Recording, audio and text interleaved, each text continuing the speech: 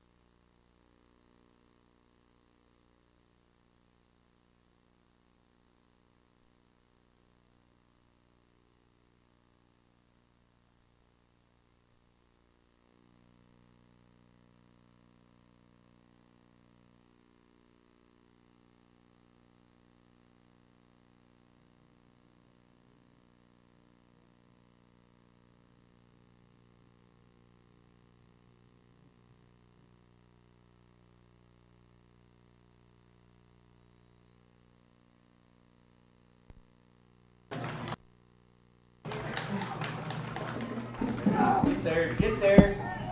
Come on, Kurt. Get down there. Get him.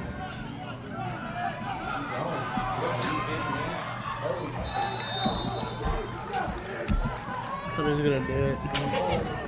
That's the nightmare scenario. Number 5 on the Pathfinder Myers for the Panthers.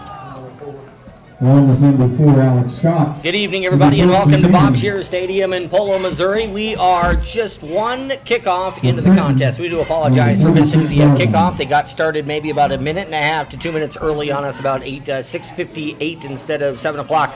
Great kickoff return already for the Trenton Bulldogs. Colton Colston took the opening kickoff, went up the far hash, took it all the way to the 46-yard line. Trenton has the opening possession of the contest. Running the triple option, here's Croy. He keeps. He's up ahead to the 49-yard line for a gain of 3. We're on YouTube tonight, KGOZ TV. We have Tucker Franklin over from Northwest Missouri State University in his freshman year. The former Bulldog to be keeping stats, and he'll be doing color analyst work. A lot of points maybe to be had by both teams. That's kind of the way Polo's played, and Trenton wants to come out strong here in the first drive of the ballgame. Polo's definitely known for their high-octane offense, and we'll see if the Bulldog defense can slow that down today. Second down and 3 for THS. Ball at the 49-yard line. Get them both. There you go. And there's a stop at the 50. Right by the middle of the Polo defense. Like a little indecision by Nathan Croy, quarterback on that play. Didn't know if he wanted to give it or to pull it, and it looked like they just both came down with the ball. So it'll be 3rd down and 5 coming up. We may have some technical difficulties, I'm not sure, but if we do, we can switch over to our backup system here, and we'll remind you that you can go to youtube.com, go to KTTN Radio's YouTube site, and you can watch the game and listen in that way. Having just a couple of difficulties getting a good, strong signal here, it looks like, out of Polo early. There's a 4-step drop throw. Oh, he's got him beat. He has Colton. He has it at the 25 to the 20, and he is down into the end zone. That's a touchdown pass of 50 yards for the Trenton Bulldogs. I put that right there as the best throw I've seen from Lathan Croy all season long. Perfect pass down the left sideline for the Bulldogs. Looked like it could have been a double move on the outside edge there. Colston just went ahead and got himself some space, and Croy hit him in stride, and it was a beautiful play by the Bulldogs. I think the point that you made there was he hit him in stride. He couldn't have dropped that football from the sky any better in Colton's hands than he did. So after a 6-for-6 night and kicking extra points a week ago, Mason Croy on to try the extra point here for the Bulldogs. Snap is down, the kick is up, and the kick is good. Kick's good. 10:28 remaining in the first quarter. 10 minutes and 28 seconds to go in the first quarter of play. 7-0 the score. Trenton Bulldogs with the lead early here over the Polo Panthers. Kevin and Nikki Jones. So we're going to switch over to phone, at least for the time being here. 7-0 the score, 10:28 to go in the contest. So Trenton able to jump right on top of Polo, and now we'll see if Polo can answer. Much of Polo for the last year and a half or so, and Polo's had a really good team with a very strong record, but Polo will generally try to outscore you. Give up a lot of points, and Polo scores a ton of points, and in saying that, the Bulldogs' defense, very strong run defense. They will be stressed tonight by the ability of one Gunnar Martin to hit the hole, hit it hard, and give the Bulldogs a combination of strength and speed that they haven't seen from a running back so far this year. 7-0 Trenton with the advantage. Mason Croy set to kick the football away for the Bulldogs from his own 40-yard line.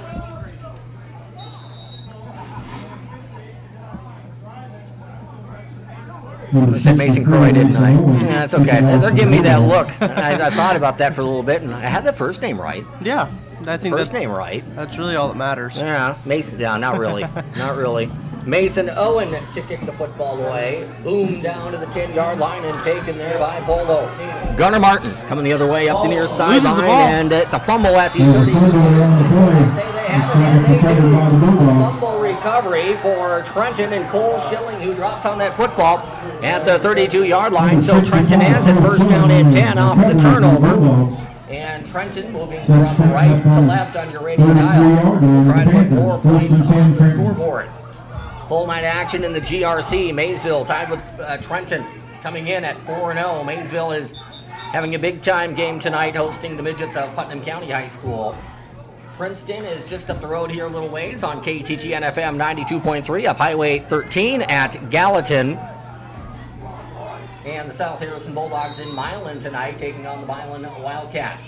So off of the fumble by Polo, off the kick return, Trenton has it 1st and 10 from the Panther 32-yard line. Under center is Croy, one-step drop, throws ball into the flat, caught by Harris. Harris gets a lead block, he's to the 30-yard line, 25 flag on the play. 17 on the reception there coming for the 20, maybe Bulldogs. 19-yard line. Spencer Harris with All a the way flag back on in the the middle play. of the field, sitting at the Moving out of bounds, 28-yard number 10, line James Fleener. of the Polo Panthers. Looks like it could be a holding call, especially on those screen type plays. You do whatever you can to make sure your quarterback doesn't get hit very hard, so you go ahead and hold your man. 10-14 to go in the opening quarter of play. 7-0 the lead for the Trenton Bulldogs over the Polo Panthers, and Trenton there with a block in the back. So a block in the back whistled against the Bulldogs. Again, we're having a little bit of difficulty, I believe, on the signal that we're getting out here on our radio call. So if you want to, it would be kind of a better option as far as getting a good signal for tonight. You can go to KGOZ TV, which is the complicated way of saying go to YouTube and go look for KTTN Radio, and you can watch the game and listen to the play-by-play call at home. Here's Croy on the keeper, runs it right side, cuts in the middle, spins off a tackle at the 41, and he's ahead to the 39-yard line, gain of 5. If you're watching on YouTube, you'll hear Tucker Franklin. If you're listening at home, you'll hear my voice. So that's the way it's going to be for the time being. Good job of having two hands around the football there by the junior quarterback. Definitely. It looked like a little lead play from the running back. Design play, quarterback kick there. 2nd down, and we'll call it about 15 yards to go. It was 1st down and 20 after the push in the back. So Croy hands the ball at the 39-yard line. He sends White in motion, runs it through the middle, flag on the play, and he finds yardage. Croy to the 30. He's down to the 20, and he's going to go to the end zone untouched. I don't think flag. I'm not sure what it was. It may have been a white handkerchief or something of the sort. There's no laundry at all on the field that would be of the yellow variety, and Trenton has another touchdown run. Is going in untouched from 39 yards out is Lathan Croy. And you talk about a start that the Bulldogs were looking for. Can't do better than touchdown, turnover, fumble recovery, and a touchdown. I don't think the Bulldogs could have drawn it up better themselves or even dreamt of a better start. So they're off to a high start here. Let's see if they can keep it going here. Extra points is up and good. That's the point score. 9:30 remaining in the first quarter. Trenton 14, Polo 0. 14-0 the lead for the Bulldogs at Polo. 9.5 to go in the first quarter of play. The ball goes to the Panthers in 30 seconds on Hot Country Z 101.7.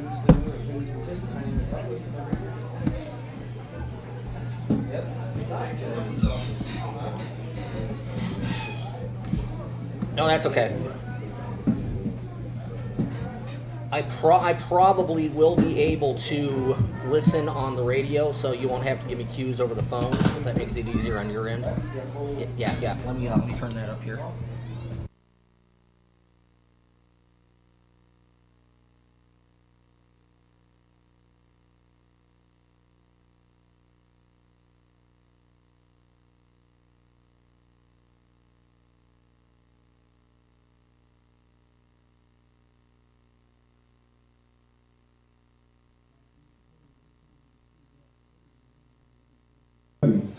Kicking off for the Bulldogs, number 64, Mason Owen. Back deep for Polo to return this kickoff will be junior Patrick Covey and junior number 3, Dalton Frazier. They wait for the kickoff on their own 10-yard line, ready to boot the ball away. Will be Owen. From right to left on your dial, Boone goes the kickoff short, end over end, hits on the far sideline. Quite honestly, that's not going to be the best kickoff that Mason Owen has all year long, as he hit it one hop and out of bounds, and Polo's going to get great field position here at Bob Shearer Stadium. Polo takes a punch right in the mouth, so to speak, not literally but figuratively, if you're going to use that boxing terminology, and now the Panthers looking to answer down 2 scores. We are just 2.5 minutes into the first quarter of play. From Polo's perspective here, Polo down by 2 scores. Not the first time Polo's been down by 2 scores, but they want to get back on the board and get some momentum going back the way of the home team. Yeah, this has definitely been a matchup we circled since week 1, seeing how good Trenton's rush defense is and how good Polo's rush offense is. High formation for the Panthers, and here's a quick handoff to the fullback, dancing left side and getting about 6 on the play. Looked like Polo almost used, well, in fact they did. Did Polo use Gunnar Martin as a little bit of a decoy? As Burton gets the carry, and he gets 6. Remember, I don't know if this is before your time or not, Tucker, Mike Allstott of the Bucks. They have those big shoulder pads and wore number 40. He's before my time, but I remember seeing That's clips exactly what Gunnar Martin looks like. Oh, yeah. Big, strong shoulder pads, big, strong kid who can run like a horse. Here's another run through the middle up to the 43, maybe 44-yard line. Myers on the carry for Polo. 8:45 to go in the first quarter of play. Again, we're on phone line tonight on our radio call. Everything working A-OK on our video calls. So KGLZ TV, if you want to listen to Tucker and myself. If you're listening on the radio, you'll hear me. Not so much a Tucker. So that's kind of what we have going. If you're a little bit confused by the differentiating stuff here. Here's a pitch right back to Martin. He hit that hole hard, and he's across the 45 to the 47-yard line. That's the first carry we've seen from Gunnar Martin tonight. He comes at you with different speed. Yeah, it looked like a play I've never actually seen before. It was a quick pitch, actually. Didn't look like Martin was running to the outside to get with him. He was actually running right at the middle and just pitched to him. He just hit the whole hard. I've seen LSU run that sort of pitch, where they hold pitch it to Fournette and kind of go with that pitch. But yeah, it was a different looking pitch to Martin, who picks up the first down. Here he comes again. Same play right through the middle to midfield into the Bulldog 49-yard line. This is the matchup that we've been highlighting that I was really excited to see. Into the tackle for the Bulldogs, for Austin Berkey Bile and Connor Cotton. I think, there's no way I can prove this, Tucker, but I think if I had to pick a best run defense in the conference, I'd start with Trenton. If I had to pick a best run offense in the conference, I'm going with Polo. It's a great matchup. I'd have to agree with you on that. I knew going into this game that this would be a great matchup, and especially defensive battle. Everybody in tight here for Polo. There's a quick handoff coming left side to Patrick Covey, and he is going to make the cutback right near the far hash mark, and he's up ahead close to the first down. So here's where Polo hits you with a lot of different looks.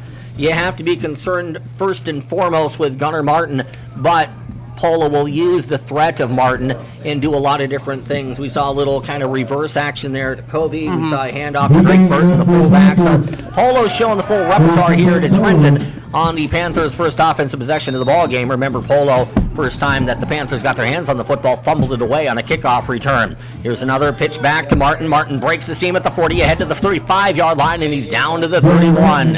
A gain of 11, maybe more like 10. We'll have to see on the spot to see if it's first down or not for Gunnar Martin. They're going to call it just inside the 31-yard line for a gain of, we'll give him 11, and a first down. And Martin's one of those players for Polo. You don't need to give him much of a crease. If you give him a crease, he's going to find it. If you give him a crease, he'll actually blow through and make it a bigger hole. He's just that big of a guy.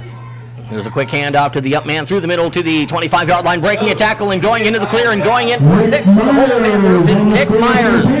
Not real great tackling there between the hash marks for Trenton, about that 25 to 20-yard line. Probably should have been a carry of about 5 yards. Instead, it's a touchdown run of 31 yards as Nick Myers is in to the end zone for Polo, and the Panthers do get the answer to Trenton's early burst.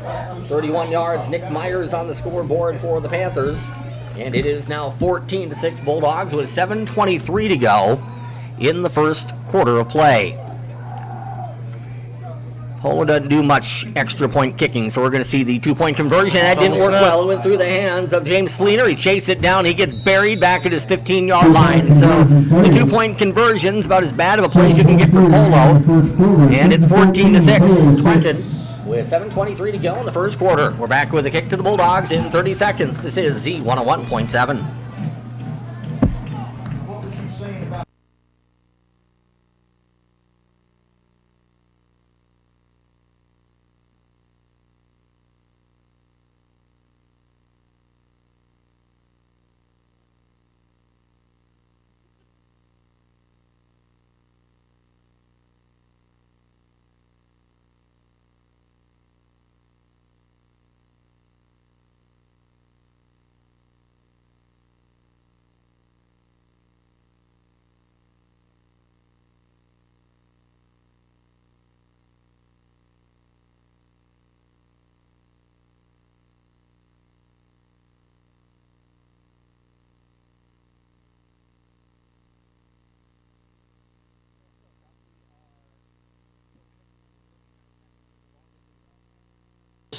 So the way that Polo's been putting up points, we can kind of see how explosive offensively and struggle to stop people defensively. I was excited to see this offense. Get out your score sheets and your abacuses. You need them tonight. There's a little pooch kicks going to be caught on the run by the Bulldogs at the 25-yard line, cutting to the middle, looking for a seam, breaking a tackle at the 30. Keep going is Chase Marsh. He's up the sideline and then knocked out of bounds with a flag on the play. The flag's at the 37. Marsh was out of bounds at the 35. That's a really good effort by Chase, but he did more side-to-side running and up to the field running. You need to run north-south. He was running east-west. Yeah, the flag was thrown on the far side of where Marsh went out of bounds. It could be most likely going to be a blocking foul. 7:15 to go in the first quarter. The score is Trenton 14 and Polo 6. Block in the back called against the Bulldogs.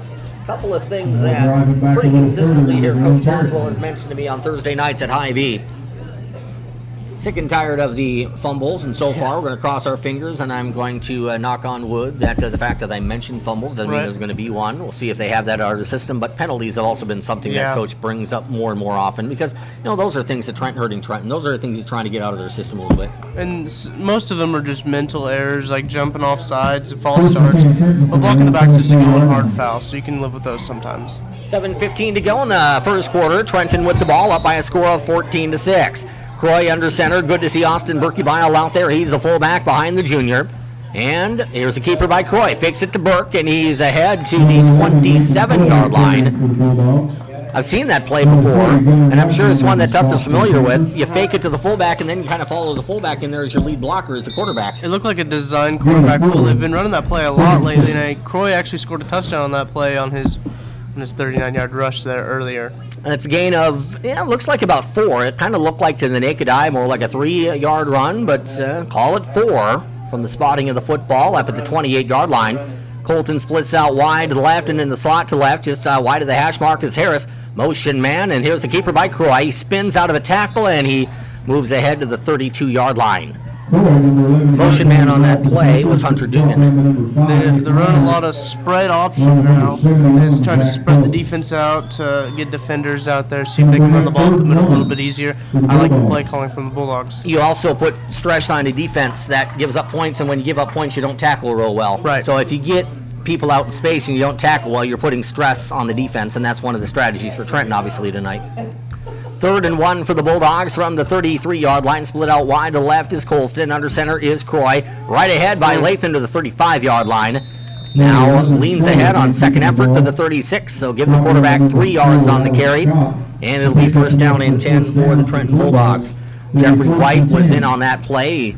Lined up as a receiver to the right side of the formation. Now White is out, and Hunter Dugan gets summoned into the ball game. I'm pretty sure, even though it's a fairly long way away, I can see the red beard of one Brandon Boswell. You see the red beard on the far sideline? You know who it is. He's all bundled up, too. He's got his long sleeve underarm underneath his polo over there. You would think it was 35 degrees outside. You might have to tell him Tuck called him out in the press box last week. Here's Croy. Back to pass. 3-step drop. Throws up the far sideline toward Colston. Catch made up the 40-yard line, and he's down at the 31. It was a great pass, and I tell you what I like about it. It wasn't perfect, but he gave it enough air. He let Colton just run under it. And he also put it where only his receiver could get it. He put it behind the defender. It looked like Colston was starting to slane in just a tad bit, but he threw it behind him a little bit so he could go back and get it. On the 31-yard line. So 5:25 to go in the opening quarter of play. Trenton on the move again after that long pass play all the way down to the Panther 31-yard line from Croy to Colston. Colston's going to line up left side this time. Croy under center. Motion man is Harris. He will get the ball coming to the left side. Harris cuts against the grain at the 30. Stays on his feet. Breaks a tackle at the 28-yard line. He's down to the 26. It doesn't seem like a lot, but at the end of every play, it seems like I'm saying broken tackle and another 2 or 3 yards gained. Those things add up against the defense. It's the tackling and then them falling forward. Falling forward, you can tell that's a team with a lot of confidence when they fall forward and get a couple more yards. 4:50 to go in the opening quarter of play here from Bob Shearer Stadium in Polo Mo. It is Trenton 14 and Polo 6. Trenton's on a 4-game winning streak. Polo on a 2-game losing streak. So you have a couple of teams here tonight looking to break streaks and going opposite direction. On the snap, there was a fumble, and the Polo Panthers have it, and the Polo Panthers do. That was not necessarily at the pitch point. That looked like it was on the snap. And the ball was left on the turf, and sophomore Joseph Hilburn dropped on it for Polo. And you talk about where Polo tries to outscore people, and it turns into a game of possessions. Yeah. One of the things that can really turn it for Polo is if you have a possession and you come up empty. Trenton just came up empty. That's going to give Polo some confidence. Takeaways are going to be huge for both of these defenses, especially with a team that can score so many points. For the Trenton defense, they're going to have to force fumbles, get interceptions, but I think the fumble variety is going to be more common. 4:34 to go in the opening quarter of play. Polo with the football. The handoff goes to the fullback, and that went nowhere. That ran into a big mountain of Bulldogs. It'll be maybe a yard at most, and it'll be second down and long coming up here for Polo. That was Myers who had the touchdown just about 3 minutes ago on the carry. Trenton was ready for it that time. It seemed that Trenton had to adjust to the fact that everybody's eyes were on Gunnar Martin, and then Gunnar maybe got the ball 30% of the time on the first drive. Trenton needs to adjust to that. He only got 2 carries that first possession. I was kind of surprised, but it's good if you have a guy like that to use him as decoy. High formation behind Fleener. He pitches it to Martin. Martin cuts left side, back to the middle, back to the left again, staying on his feet. He's showing elusiveness. He's across the 40 and ahead to the 42-yard line. That is a gain of 16 yards and a Polo Panther first down. It's not all speed. It's elusiveness. Yeah. And then, those weren't, I guess they were missed tackles, but that was more the example of Trenton trying to tackle a guy who's really, really elusive in the open field. Yeah, reminds me of like a Barry Sanders or a type guy. 1st and 10 from the 42-yard line. Fleener rolls out. There's a pass up the near sideline. Picked up by Colton Golston. He has it at the 48, and he stays on his feet, and he's into Polo territory. Back to the 42-yard line. Great job by Colton Golston. I talked to Lathan about this last night at Hy-Vee, that you'll see probably at most 3, 4, 5 passes for Polo. You got to stay at home. Yeah. Trenton stayed at home. That was a great job done by Colston. I don't think Fleener ever saw him. No, it looked like Colston actually read the quarterback nicely and jumped in front of the receiver just at the right moment to pick the ball off, get the possession back for the Bulldogs, and that makes the takeaway battle even now. It does. Trenton answers the fumble with an interception of their own. Here's the handoff to Burke. Austin through the middle, spins off a tackle at the 39-yard line, and he rumbles forward close to the 37. Give Austin Berkey-Bile 5 on that carry. 3:35 to go in the first quarter. Trenton on the move again after the 10-yard interception return by Colton Colston. If you're going to have an MVP of the game thus far, and I know it's just a quarter, what a quarter for Colton. This is probably his best quarter as a Bulldog, I'd have to bad. declare. A couple of big catches, a pick. Not too bad for 88, and a touchdown. Croy under center. Handoff, Berkey-Bile bounces off a tackle, bounces to his right, and he is shoved backwards to the 38. Now, in watching Burke here, it'd be disingenuous to say, okay, he missed last week, he's back to 100%. He's probably not 100%, so he's going to have to work his way back into the game a little bit and maybe test out that foot. Yeah, there's no such thing as 100% when you're working with an ankle, so we'll see how he responds this week. And that he just took a shot right there and got back up just fine. So he also plays a position where you run the ball right between the hash marks where the big guys are, where sometimes you just might get kicked the wrong way. It's going to hurt. So 3rd down and 6, be a loss of 1 on that carry. One man behind Croy. It's Berkey-Bile. Lathan back to pass. He's blitzed. He throws. Far sideline incomplete. Lathan took a low, clean, pretty neat hit back at his own 41-yard line. I think it was the pressure on Lathan that, quite frankly, forced that incomplete pass. It was not a bad pass. He threw it about a yard and a half too far. If he has another second, I bet you he connects on that. Yeah, I was still impressed by the pass he got off, by the throw. It was a nice spiral, and if Spencer comes down with that ball, it's a whole different game. This is no man's land here for Trenton. This is, you want to punt, maybe against a different team, but Polo's going to try to outscore you. I think Trenton's going to kind of play that game here and go for it on 4th down. Ball just inside the 38. It's 4th down and a long 6 here for the Bulldogs.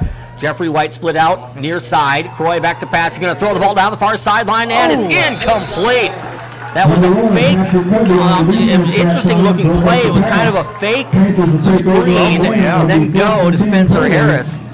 Boy, I almost feel like looking at that one. If Croy lets Harris go a yard or two more, he's gone down the sideline to give him the football. No, I love the idea, the good play call there by the Bulldogs. Just to have it as a great defensive play. They had a great defensive play by the corner out there. First and 10 for Polo off of the incomplete pass. Missed opportunity for Trenton, and here comes that Polo attack.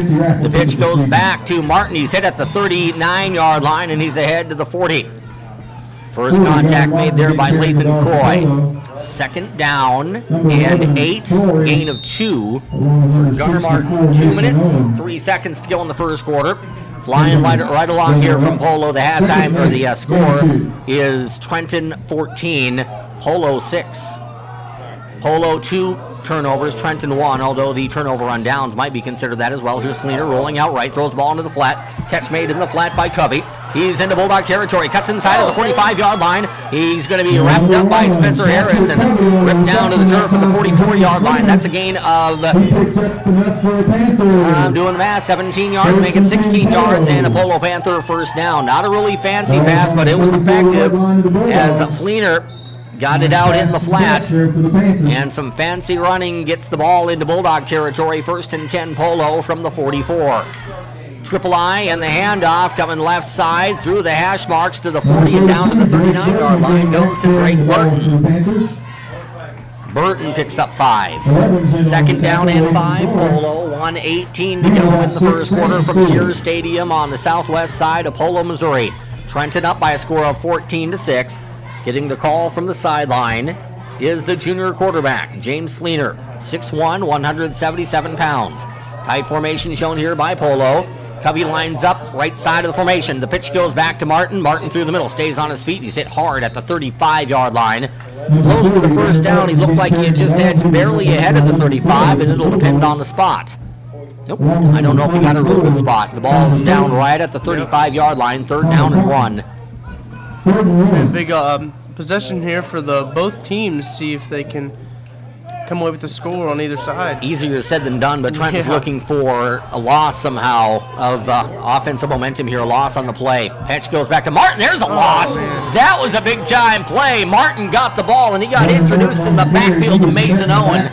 Those are, I feel pretty secure in saying this, Tom. I think those are 2 all GRC players at the end of the year. Yeah, meeting at the pass. What a play by Mason, and it'll be 4th down and 3. That's exactly what the Bulldogs are looking for. Now the Bulldogs look for one more play and a 4 and out. You need another one like that. Triple I behind Fleener. Rolls out to his right, pass into the flat, caught, and broken tackle. That's a first down, ahead to the 30-yard line and down to the 28-yard line on a broken tackle is Covey. Colton had him, but he had him by about his fingernail, and he couldn't get Covey down to the turf.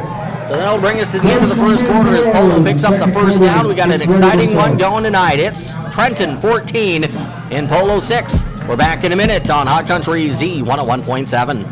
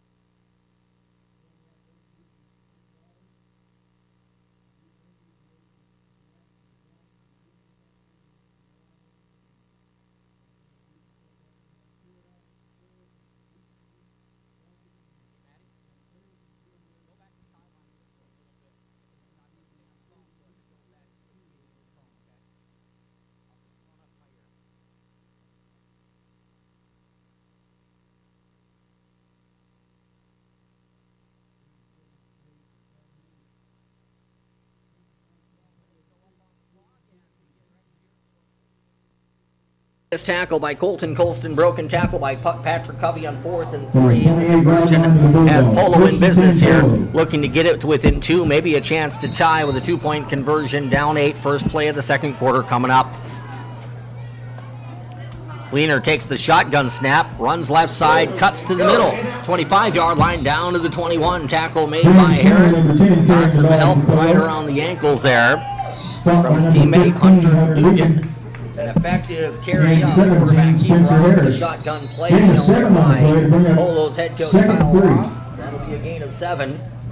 And now Polo can go with a lot of different options here on 2nd down and 3.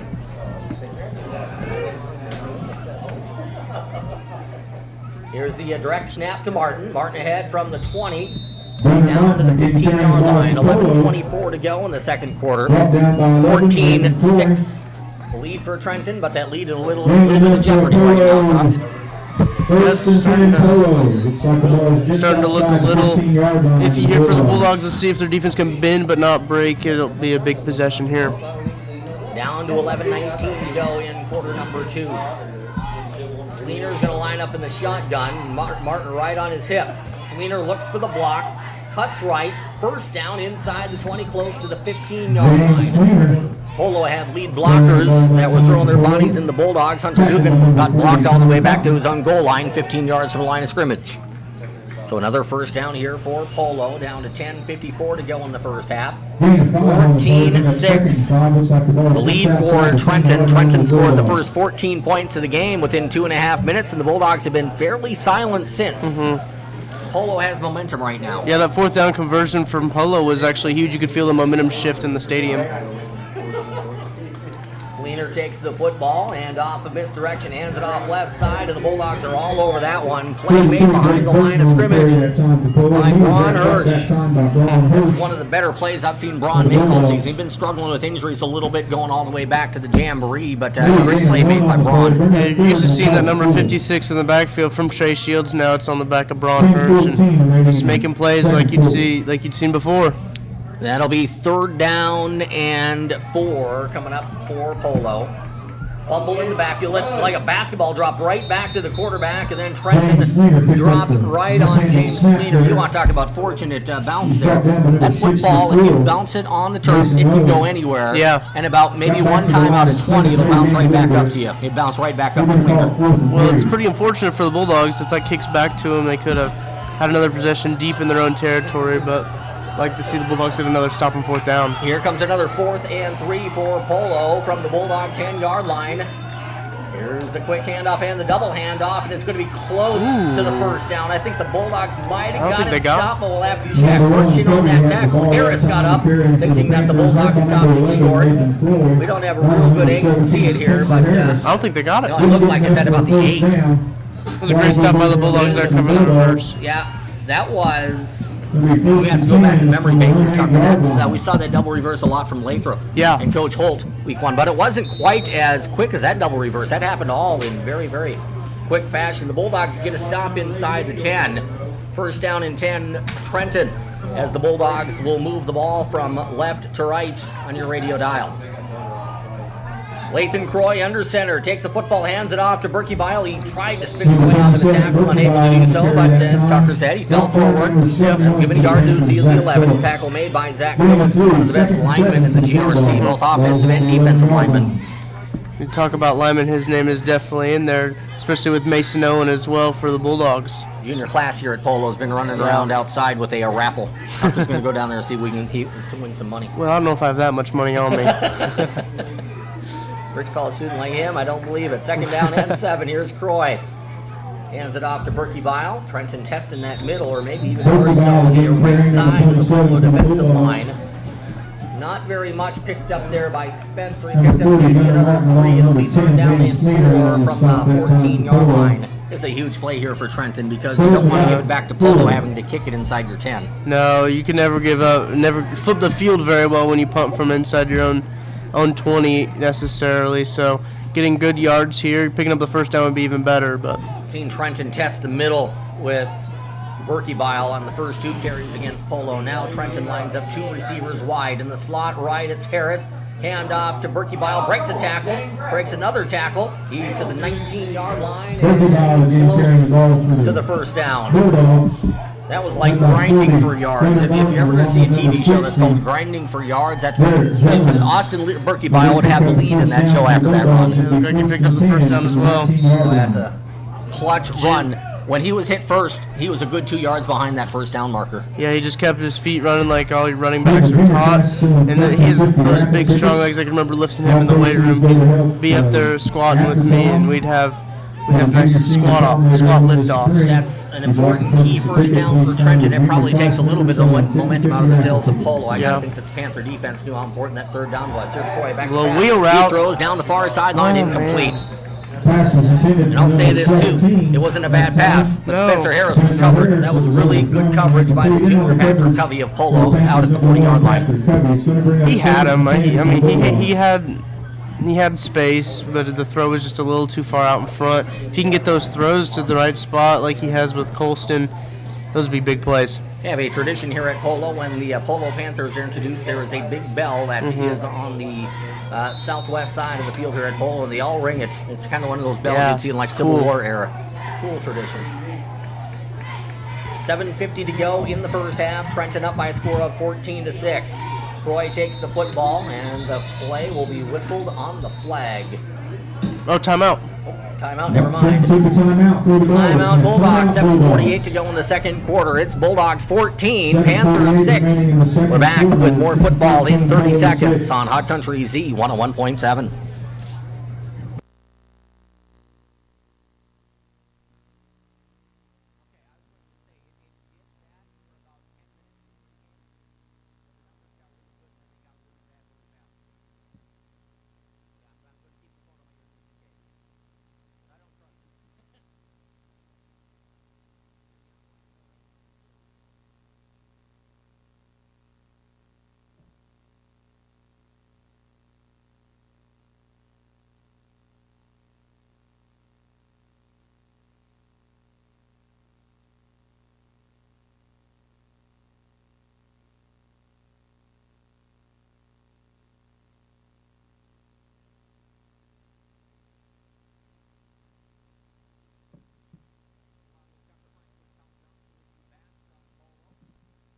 It's working better now, Tucker. Yeah. It did this in pregame where it worked really, really good for 10 minutes, and then it just went south really fast, so we had to switch over to phone. So we got our fingers crossed. Yeah. We got phone line, we got internet waves, and we got KGOZ TV. Either one of the three works great. Right now we're using 2 of the 3. I do have my phone up to the ear as a backup, but other than that, we're using the internet waves to broadcast Z101.7. Trenton will again line up Polo wide, put Harris in the slot, and Colston line to the right. Hand off, Berkebile breaks the tackle in the middle of the field, stays on his feet, and he has room. Burke to the 30. He looks for a block. He has a blocker up front. Burke to midfield. He might go 30, 20, 10, 5 down at the 4. He had to cut behind one of his blockers, and that allowed Polo to chase down Austin Berkebile from behind. That is... I'm doing the quick math here, Tucker. Let's see. I got 45 plus 31, I think. So that's like a 70, 77 yard run, something of that. And I think Berkebile's down after that play, I thought he might, but I thought he might have been exhausted, but he got tackled at the end of that play, and not sure what happened on the play. Slow and getting up now. He's in a seated position now. He's up.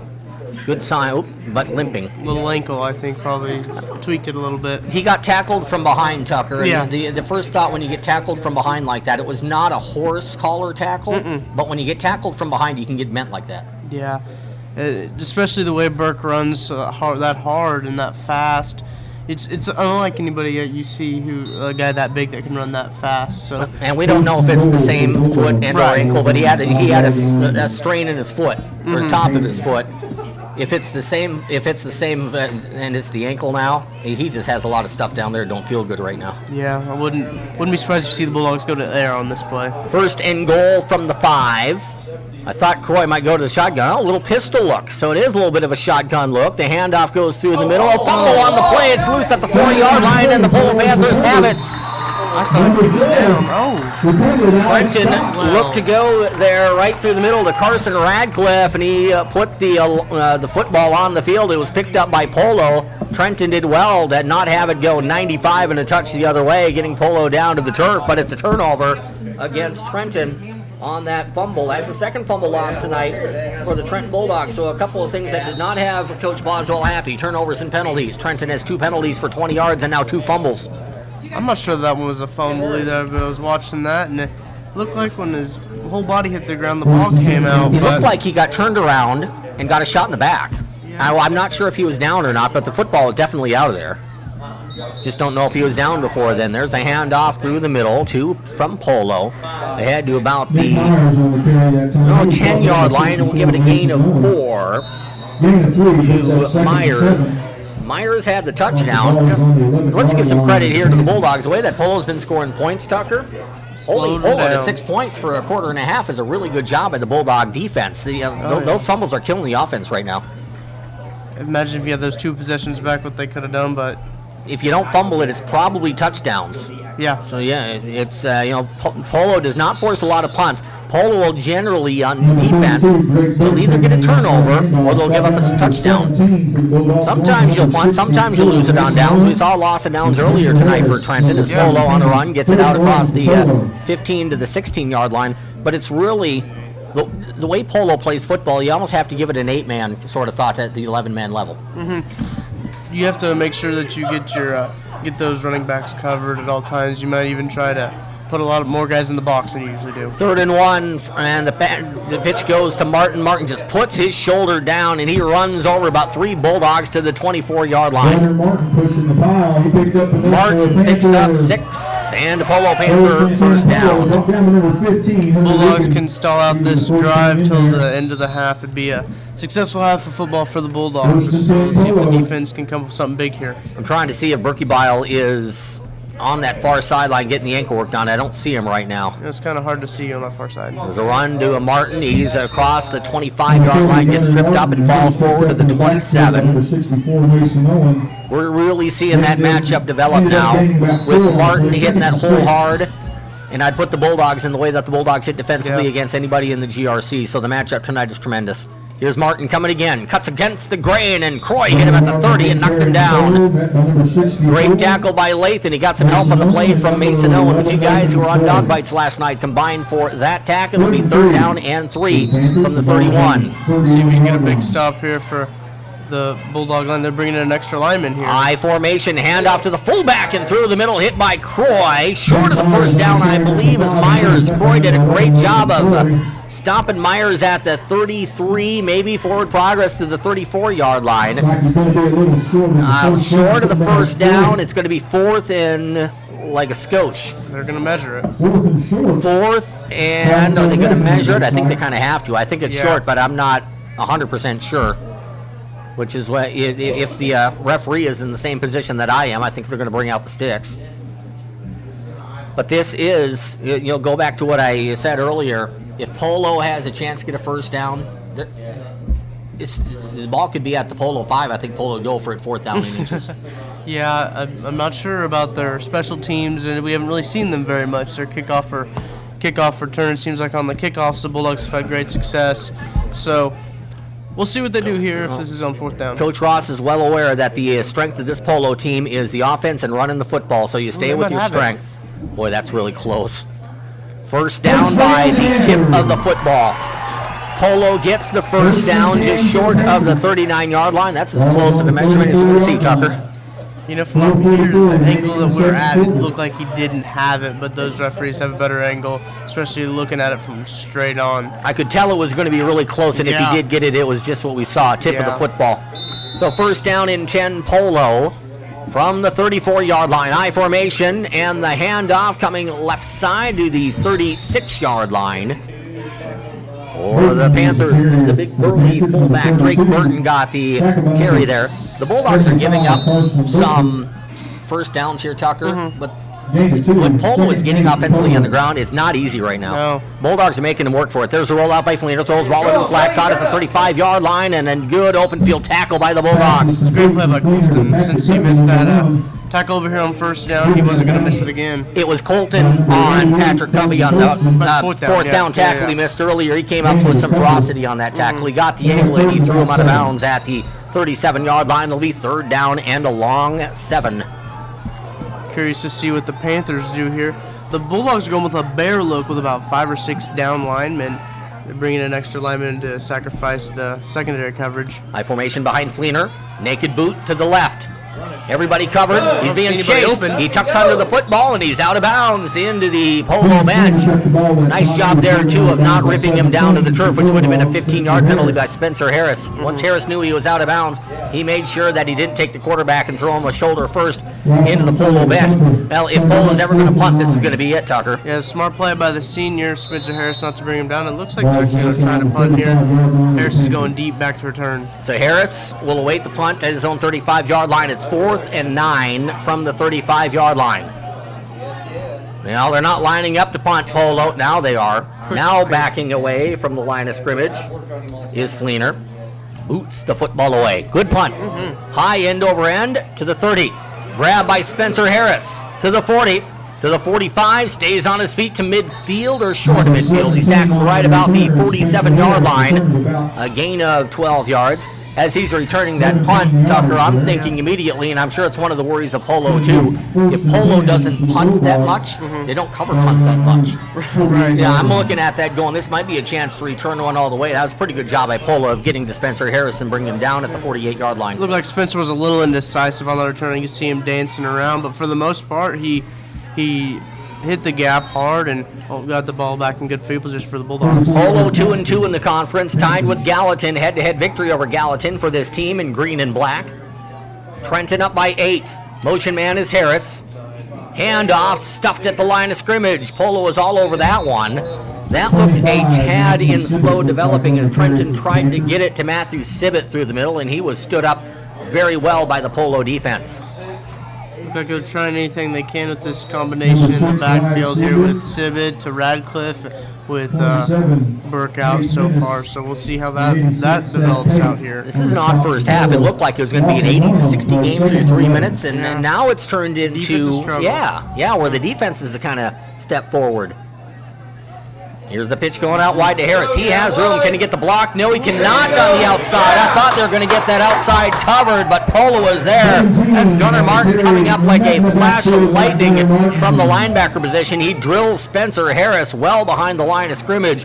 There's a blocker out there, but they did not find Gunnar Martin coming up from that linebacker position. I was watching the pulling guard the whole time, and it didn't look like he saw him at all, and he flew back there. It looks like he's almost playing a safety from where he lines up. He looks like he's the far back in the defense. So running onto the field here for the Bulldogs is Jeffrey White. Well, for 3 minutes, it was kind of what we suspected. A lot of points early, and now for the last quarter and a half, it's been very un-Polo-like as far as the points in this ball game.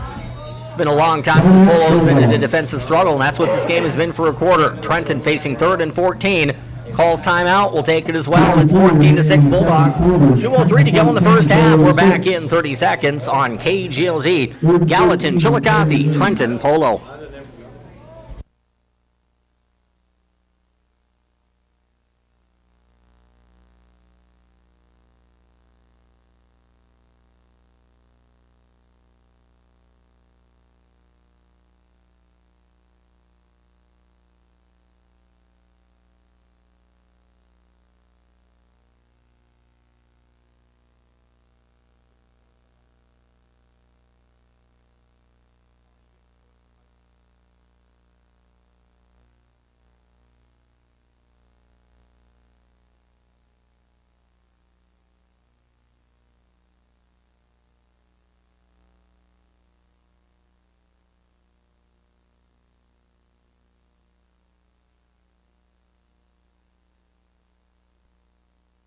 I think it's kind of a nice touch here on the Polo uniform. I like the look of it. It's kind of that dark on dark, but you have the white outline with the green pants and the green numerals. You got the white outline, and then on the back of the shoulders it says Panthers, which I kind of think is a unifying thing. Yeah, it's a kind of a nice touch. I always like the Army does that too, where they have just Army on the back, or they'll put a phrase on the back.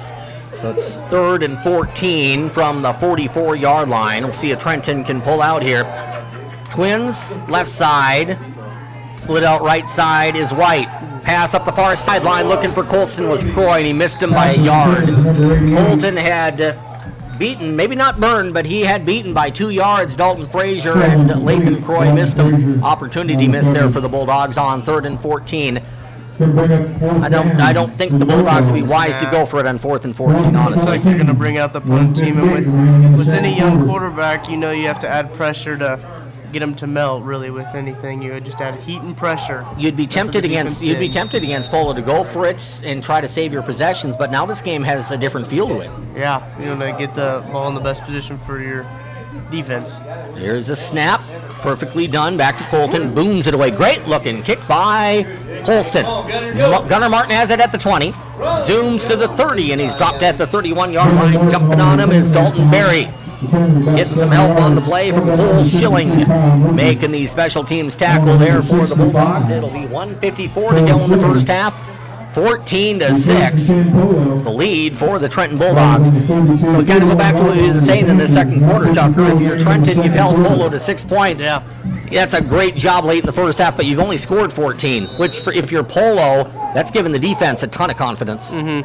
Especially with this run defense, they flipped to a more down lineman on the front line, and this seems to help Trenton. High formation rollout by Fleener. Under pressure. Stops. Throws. Up the far sideline. Incomplete. Really good coverage by Colton Colston. It was. He stuck with him the whole way, and it was almost a different feel to that than any other Trenton pass has had. Because Colston was on his hip, he turned and looked the ball as soon as he saw the receiver look up, and it was all a clean play. Patrick Covey can run pretty good, Yeah, he too. can. Yeah, the number one for Polo was flying up that far sideline.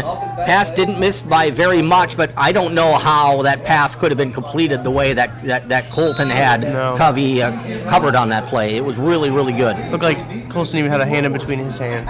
2nd and 10. There's the pitch back to Martin. Finds the seam going left side. 35-yard line. Puts it. Runs over Bulldogs to the 44-yard line. And we got as good of a look at number 40 as we did all night long, Tucker. And I can tell you from seeing him up and close right there, he got lower than the Bulldogs, and he was able to get lower than the tacklers and run over the Bulldogs with those pads. Yeah, he's one of those running backs you need to bite at the ankles. Here's the handoff through the middle to midfield and stumbling to the Bulldog 49-yard line. Drake Burton, the up man for Polo on that carry. We're down to 1:28 to go in the second quarter, so time starting to become a factor as the ball just barely on the Bulldog side of the 50. Hurry-up offense being run here by Polo. Pitch goes back to Martin. Martin cuts left side, stays on his feet, down to the 46-yard line for a gain of 3. 3rd down and short for Polo. 1:08 to go in the first half. So your offense is going to be hard for Trenton to get their defensive subs in on the offensive line and in the secondary. Triple I backfield pitch to Martin. Martin through the middle. And he hits Croy. Croy stands him up. And he gets help from his teammates and knocking him down at the 42-yard line. That almost looks like when Gunnar Martin hits you. I saw it there from Lathan. That was a really good stick by Lathan, but it almost looks like it snubbed you.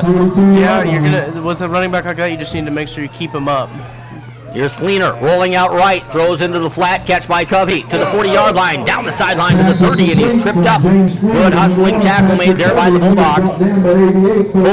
Connor Cotton able to chase down and just get a flick of the wrist against the ankle of Patrick Covey. That'll be a first down for Polo down to the 30-yard line. 47.3 seconds to go in the first half. Oh my. Coming left side to the 20 to the 15 and breaking the tackle down to the 10. Polo, here's Patrick Covey. Covey picks up 19 on that carry. Jeffrey White slowed him down and Colton Colston put him to the turf, but now Polo's in business. 37.5 seconds to go in the first half. Down by 8 are the Panthers. Panthers line up in the triple I. The pitch goes back to Martin. Martin forward to the 5, to the 4, dives to the end zone, touchdown. He broke the tackle at the 4-yard line of Hunter Dugan. And it's the first touchdown of the night for Polo's all-state running back, big Gunnar Martin. So Martin goes in from 9 yards out. And Polo has a chance to tie this up going into the locker room at halftime. Bulldogs find themselves in a ball game now. Yeah. Trenton defense couldn't get their subs in. That's what the hurry-up offense did to the Bulldogs there, and it looked like it worked out in Polo's favor. 14-12. Trenton's lead is 2. Polo will go for the tie. Martin dotting the I. Roll out, Cleaner throws into the flat, incomplete, ball tipped around, and it drops to the turf. Pass throw incomplete on the So a 2-point passing attempt. play to the goal line falls off the hands of the Polo receiver. 30.5 seconds to go in the first half. It's Bulldogs 14, Panthers 12. We're back to Polo in 30 seconds on Z101.7.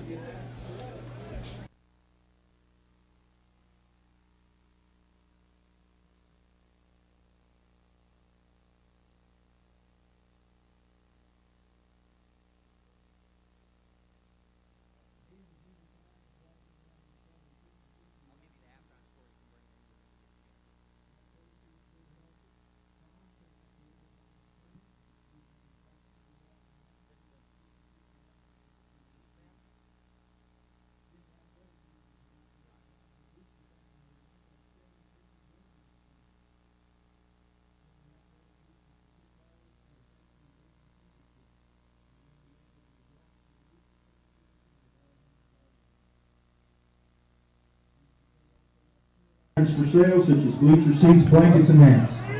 If you're interested, please see Michelle Sales. Coming up at halftime, we'll replay the first half of the interview last night from Hy-Vee with the Trenton High School volleyball team.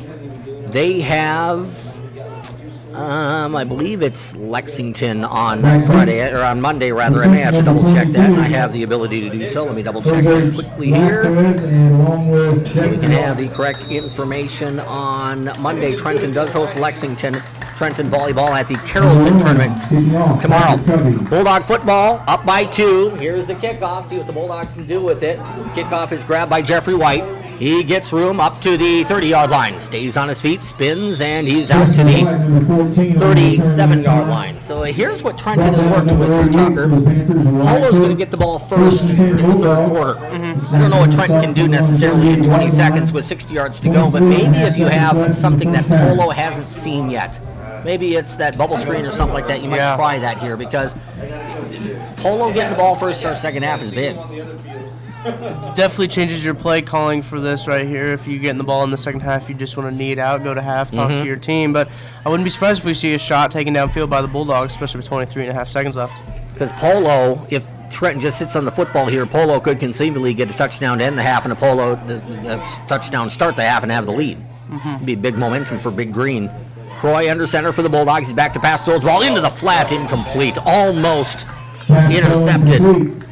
I tell Lathan there, if I had a chance, watch Drake Burton. Number 32 wasn't very far from knocking that ball into his own hands and going about 40 yards for a touchdown. If you run that play that often, you almost need a pump and go where you have the fake little bubble, and then you have a jet out to Polo's the defense sideline. it's more athletic than it was a year ago, but it's still pretty raw. You have 6 starters on defense that didn't play football last year for Polo, so they're kind of going off of that athleticism. So we'll see what Trenton can do against that here. 2nd down and 10. Hand off through the middle and doesn't go anywhere. Polo is really standing up here at the line of scrimmage well against the Bulldogs, stopping Matthew Sibbett for no gain. Down to 7 seconds, and I think pretty much the message here for Trenton is we're going to try a couple things. If it doesn't work, we're going to lean on our defense. Certainly, Polo has momentum and will get the football going into the third quarter as Polo scores the last 12 points of the half. And Trenton's lead at the half in a game that is a lot more low scoring than the experts predicted. Halftime score, Trenton Bulldogs 14, Polo Panthers 12. We'll take a 2-minute timeout. We'll come back with the scoring summary and the halftime stats from Tucker Franklin. That's in 2 minutes here on KGOZ, Gallatin, Chillicothe. By the time I got over there, you guys were gone. Yeah, Haley got the right bus. It looks like Tie Line just went south a little bit. Yeah. Yeah. You'll see.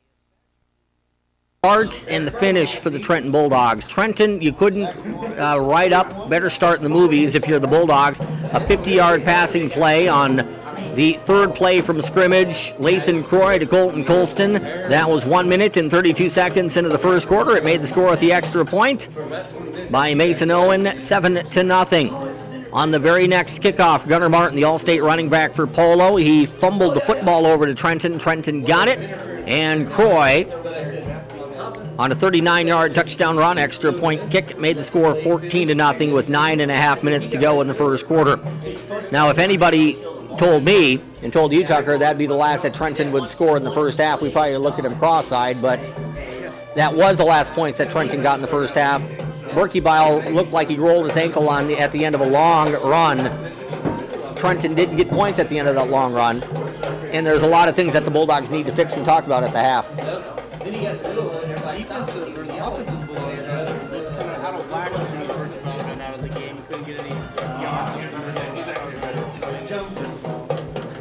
Remember, this Polo team has lost a couple of games in a row, and they haven't been real pretty. They gave up 72 to Maysville, and they gave up 56 last week to Putnam County. However, if you just compare scores, if you just look head-to-head, Trenton had the better of play against South Harrison last week, certainly.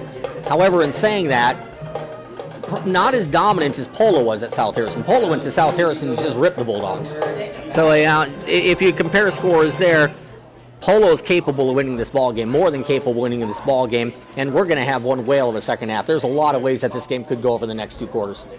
It should be exciting. I mean, as I said earlier, we've been looking forward to this matchup, this game and the Maysville game all year. So now we're here and we get to enjoy some of the best football we've seen all year. That Putnam County team that we saw a month ago, as a matter of fact, they've been playing really good since leaving CF Russell Stadium. Haven't lost since then, and they're at Maysville tonight.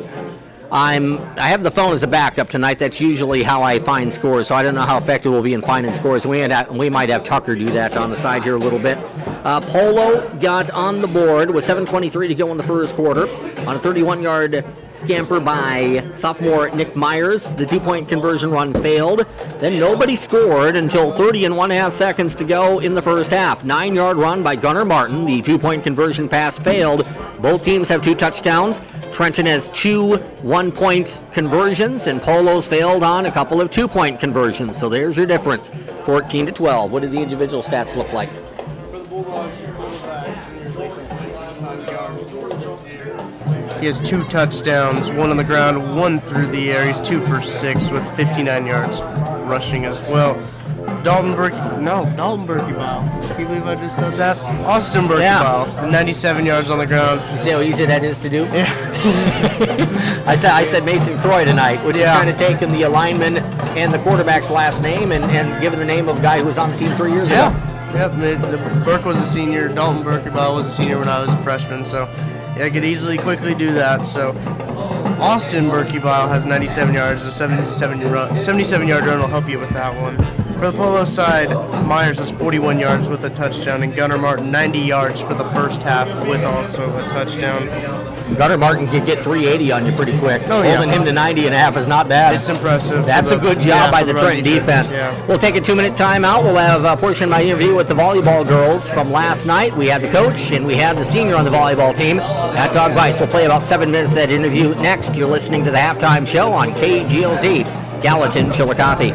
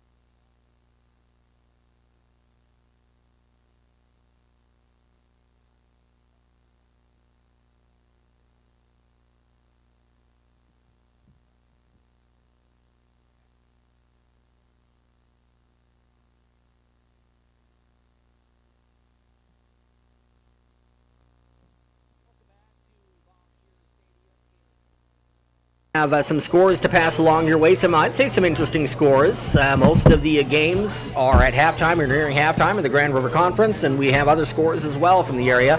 What do you have, Tucker? They got King City 70, Raymer 22 in the third quarter, Lawson 26 up at Hamilton, 26-6 at the half. North Andrew beating Albany 68-12. They called that game at the half. That is the final. In the GRC, Gallatin and Princeton 0-0 at the half. See if I can find any other. Maysville, Putnam County 20-8. Maysville going into the half. And I'll admit we are on phone again. We're bouncing back and forth from internet waves to phone tonight. If you want to get the good, clear signal and hear Tucker all the way, Yeah. you got to go to a KGOZ TV. We're having a little bit of trouble. It seems that we disconnect our stuff and we reconnect it. It's really great, and then 5 minutes later it starts to go south. So that's what we're dealing with. So you want to hear Tucker, you got to go to KGOZ TV, go to YouTube, go to KTTN Radio, and you can watch and listen to the broadcast. If you want to listen on the radio, we'll be bouncing back and forth here from option A to option B, but getting the game to you that way as well here on Hot Country Z 101.7. Mason Owen with the boot for Trenton drives it over the head of the kick returner down to the 6-yard line. It's going to be picked up there by Patrick Covey. He's surrounded by Bulldogs who bring him down at the 11-yard line. If you're going to not have the football to start the third quarter, that's not a bad option to go to there. If you're trying to kick the ball and let it die inside the 5 and then bring the man down at the 11, Polo's going to score against you, make him go 89 yards to do it. Great job by the Bulldog special teams. Really impressive coverage today from the Bulldog special teams in general on the punt and on the kickoffs we've seen. So they're winning so far that side of the ball. We saw a couple of longer runs by Polo in the first touchdown drive of the game early in the first quarter. Other than that, Polo's got the 5 to 10 yard runs every once in a while, but nothing big, Tucker. Yeah, they're just nickel and diamond down the field. You hear that expression a lot with passes, but they're doing it with the run game. Here's Fleener. Hands off the football. Coming right side and getting nowhere, maybe a yard, was Gunnar Martin. That is the perfect quintessential job done by the Trenton defense. You don't want Gunnar, because we saw this a lot in the first half, to get his shoulder pads moving toward your goal line, and he never was able to turn upfield. Trenton had him going from sideline to sideline instead of going from goal line to goal line. I think it's helped with the Bulldogs bringing in the extra defensive linemen and sacrificing in the secondary, especially with this great run Ron game. Hirsch is playing really well here at right defensive end. Here is the keeper. Now the throw into the flat. Catch made by Covey. He turns the corner and he makes a man miss at the 20-yard line. Now knocked backwards to the 19.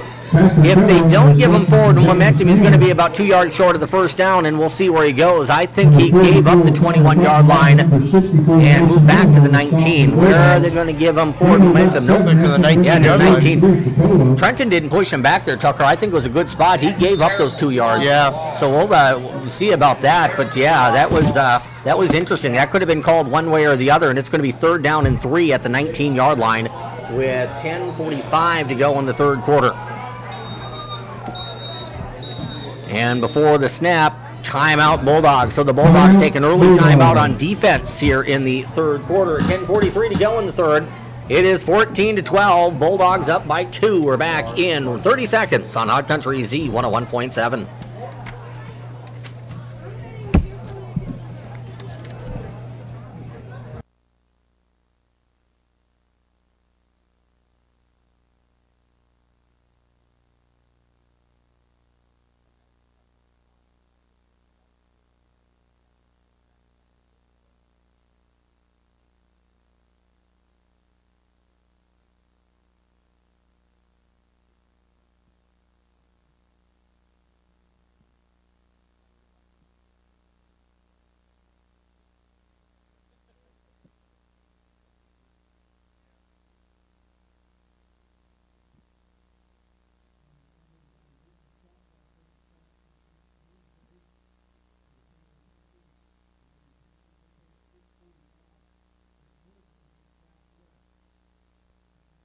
Lady Panthers that evening. 6:45 next Wednesday at Melbourne playing Southwest for district softball.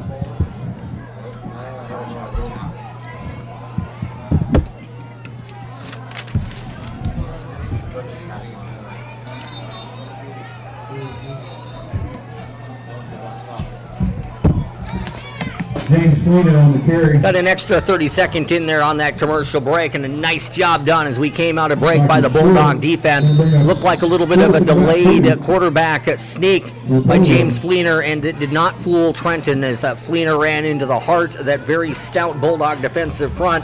Isaiah Kuhn, Carson Burchett in there locking things up and stopping that play 2 yards short of the first down. And now how much of a gambling man are you if you're Kyle Ross? 4th and 2 from the 20. I wouldn't go for it, but Polo's a different team than I'm used to. Whistles on the field. Coach Ross is on the field, and Polo is going to talk about it. 4th and 2 from the 20. I got to think if you call timeout here, Tucker, you're thinking about going for it. Yeah, it looks like Coach wasn't too happy on the sidelines there. He's yelling at his guys, telling them to get over there pretty quick, so we'll see what he has to say. We'll keep it here as we just took a extended timeout. We'll wait for this 4th down play. My thought process being, if you call timeout and you're going to punt the ball anyway, you're not making real good use of your timeouts. If you call timeout there, you're at the very least strongly considering going for it, if not already made your decision. Definitely, and it might have been just because the play clock was running out there. You don't see I don't think there's a play clock here at the stadium, and the referees actually signaling all the time, the back judges. So yeah, we shall see here. Gunnar Martin's lined up pretty far back in the backfield. I think he's a tailback though. Yeah, they're going for it. 4th and 2. Hand off Martin. Left side, first down, and he has a burst. Gunnar Martin to the 40. He outraces Colton to the 30.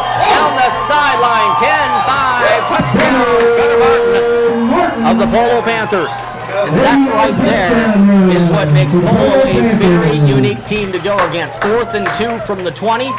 You pitch the ball to an all-state tailback, and he goes 80. So he's a great type of running back too. He had that second level type speed. You saw him once he got onto the open. He just kicked it into a different gear and outran everybody. A great run. 80-yard touchdown run for Gunnar Martin has Polo in the lead for the first time tonight. Martin gets the pitch. He grinds toward the goal line, and he is in with second effort for the 2-point conversion. Polo up on Trenton, 20-14, 9:47 to go. In the 3rd quarter. We'll be back with more football in 30 seconds on Hot Country Z101.7 and KGOZ TV.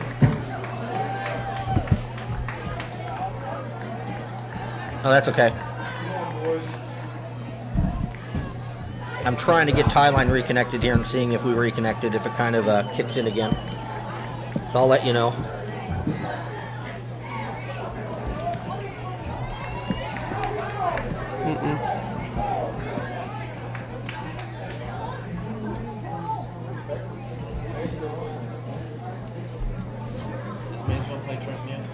Next week.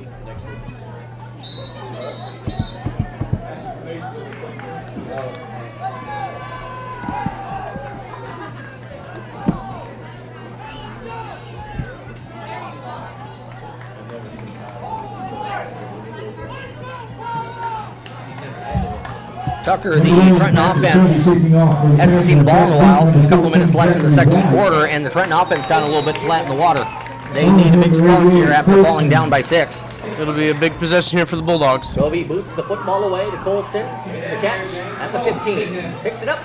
25-yard line. Polo stops his momentum. Shove Colston to the right side of the field and knock him down at the 26. Kind of one of those awkward plays there where I thought Colton did a really good job. That was an awkward little catch on a short hop, and you just can't get any momentum behind your feet there. You try to get as much as you can. You know you're going to get hit. He got 11 yards. I thought it was a nice job at number 88. He did a good job of scrapping for yards, and that's what you like to see from a return man, especially if you're down. Well, and he got the most of what he could have got on an awkward little kick return, and he didn't fumble it. Right.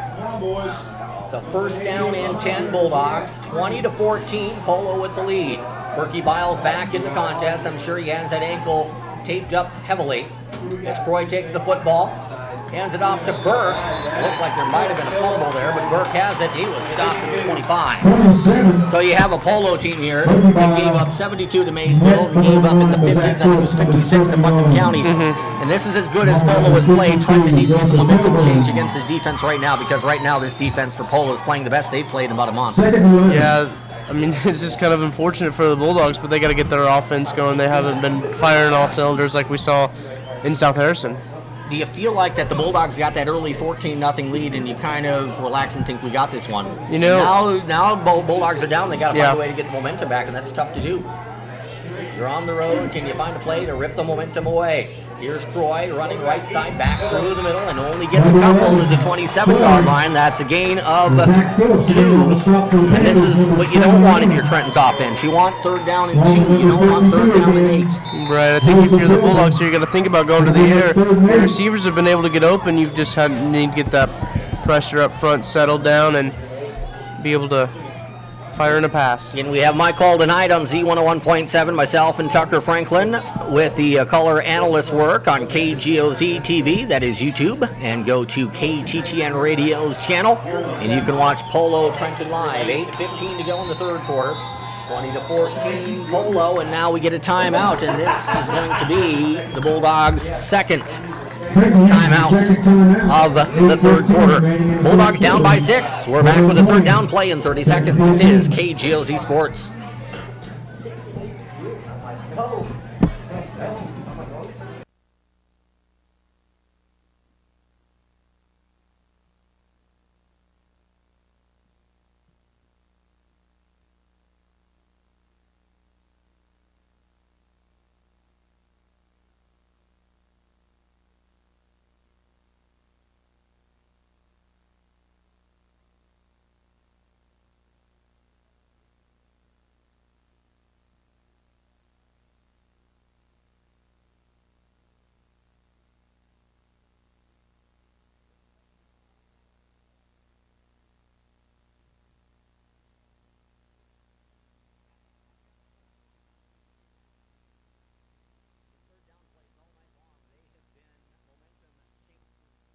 Sides, either defensively you force a 4th down or offensively you get a big 1st down. This has the feel of one of those plays. Lathan Croy goes under center for Trenton. Motion man is White. They'll pitch the ball out to Jeffrey. No, the throw's going to come back to Burke. He's at the 30, 35, bursts forward to the 40. He might go. He's to midfield. He's tripped up and knocked down at the 40-yard line.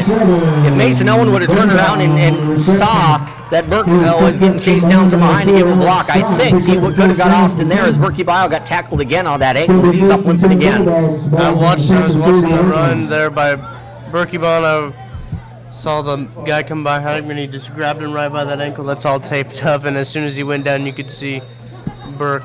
Now he's down on the turf there. Yeah, he was gonna limp off, but he said, I'm gonna need some assistance here, so he's gonna take a seat here at the 42-yard line. We saw that play last week, Tucker, the fake pitch and then the throw. It was up the middle to Harris. That was the same idea, but it was a little bit of the opposite way. Now Berkey Bile's going to get back on his feet.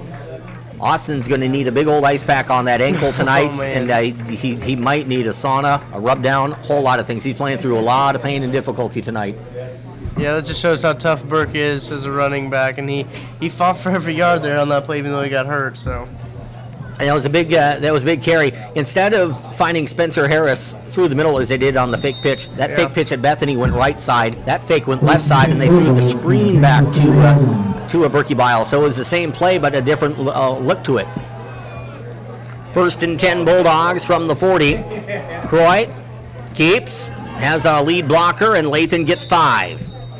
He faked the ball to Carson Radcliffe, and he kind of used Carson as his own little lead blocker there as he's just short of the 35-yard line. We'll round it up to 5, probably more like a 4.5-yard gain. It'll be 2nd down and 5. This really opens up the book for Trenton on what you can do when you get 5 yards on 1st down. Yeah, we saw that play early that they used a little fullback lead there for Lathan, and looks like they're having confusion with the call here. Well, and Trenton's already used 2 timeouts. They have 1 more to use, and then that's it for the whole entire second half. Bulldogs are going to line up 2. Far side, under center, Croy keeps, runs through the middle for a couple. I don't know if that was a busted play or Croy. They didn't know what the play call was, so Croy just kept it and ran right behind his fullback. We have a really good look at the field from this angle, Tucker.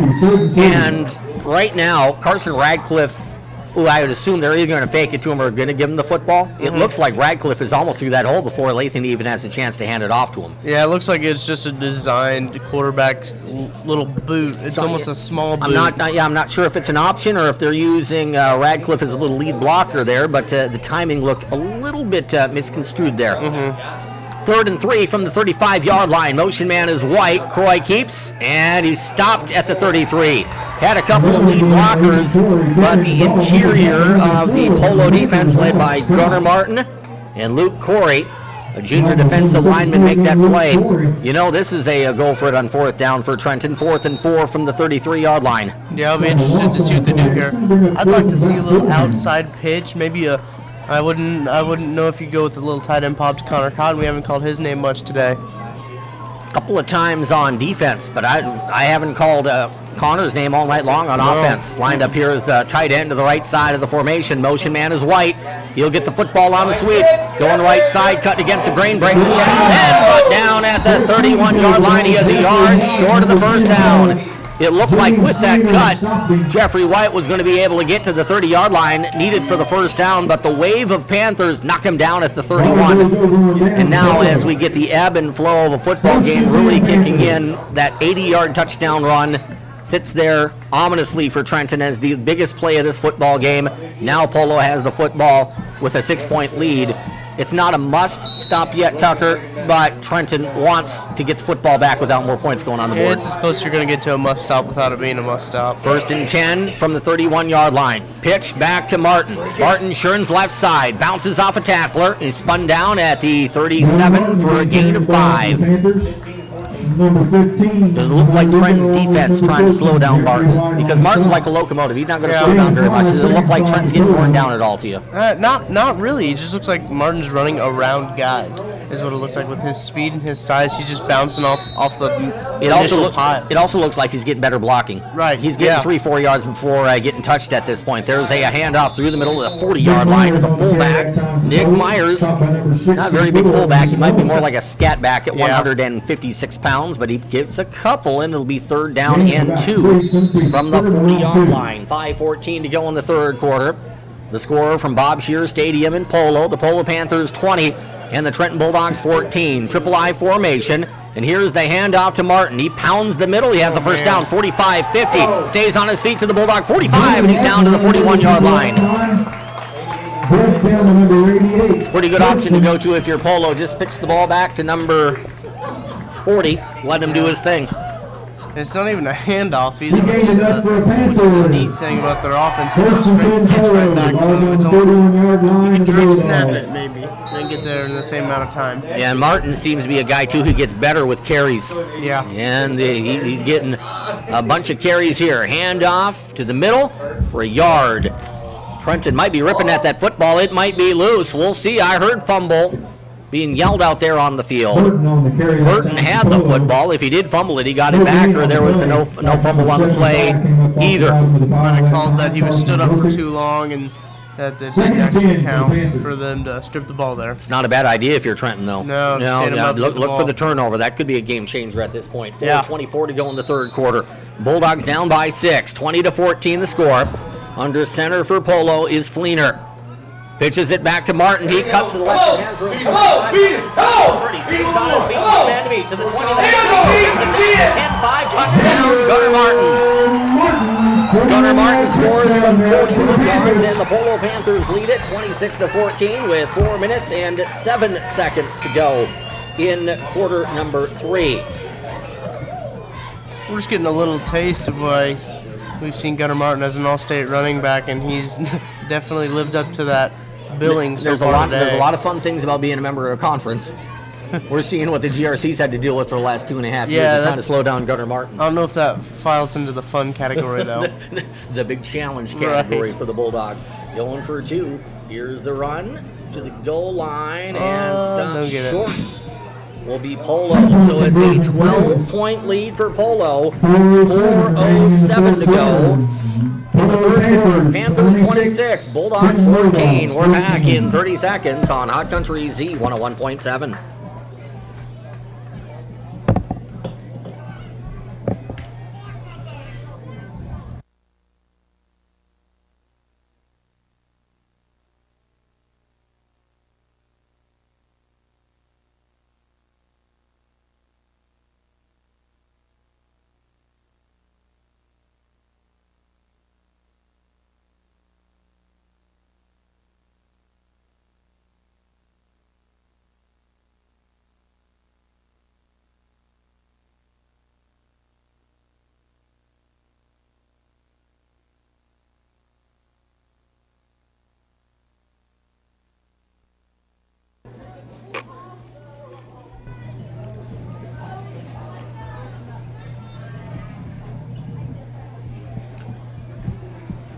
Tom Johnson back with you on Z101.7 and on KGOZ TV. Easily, Tucker, since week 2, when at about midnight Trenton couldn't get a thing done offensively against a really stout Lexington defense. This is the most adversity Trenton's seen, and it's by far the most adversity Trenton's seen as a member of this conference. We'll see how they respond over the next quarter and a half. Yeah, their defense is definitely up to a test, and this is what's going to make their defense great right here. Covey to boot the football away for Polo from the 40, and he gets stopped right. Timeout. Timeout Polo. Not sure why. Taking off his helmet on the near sideline was James Fleener. He stepped out of bounds. 12 men on the field. I figured it was that. Yeah. When you see a guy take off his helmet and try to sneak off on the sideline right in front of coach, you kind of say, I didn't have enough time to count, but it did cross my mind. So, yeah, I just heard on the sideline too. Coach not happy when you can hear on the sideline people not paying attention. No, I noticed after the extra point try was failed, the coach for Polo on the sideline was yelling at his linemen to stay on a block because they had some guys come up off blocks and make that play in the very end. Trenton's been, quite honestly here, Tucker, a different offensive team with Berkey Bile on the field and with Berkey Bile off the field. If Berkey Bile can't go, and his ankle's in pretty bad shape, to be honest, Trenton needs to find a way to get it done without Austin on the field over the next quarter and a half. It's hard to keep switching out running backs like that, too, and it's hard on the play caller as well. Kickoff by Covey. He boots it away. Long and deep down to the 15-yard line. Ball bobbled, and White has it. Jeffrey takes it the other way, gets a move at the far sideline, cuts the middle, steps outside to the 40, and he's brought down at the 40-yard line after a 25-yard kick return to one of the Polo Panthers. Is slow in getting up. Looks like maybe a little bit of a knee or a leg injury suffered there. Is up on his feet. Certainly hobbled after that play for Polo. Looks like that was Wyatt Hurt, number 88. Trying to walk off an injury. Bulldogs special teams have been really great today. They've had great returns on the punt return side, and even on the kick returns, they've given themselves great field position. Their offense just needs to do something with it. You mentioned just seconds ago, I'll get your thoughts on this after the first down play. It is first down and 10 for the Bulldogs with 3:59 to go in the third quarter. Trenton down by 12, trying to go to 5-0 in the GRC. Here's Croy under center. Hands it off through the middle for a yard.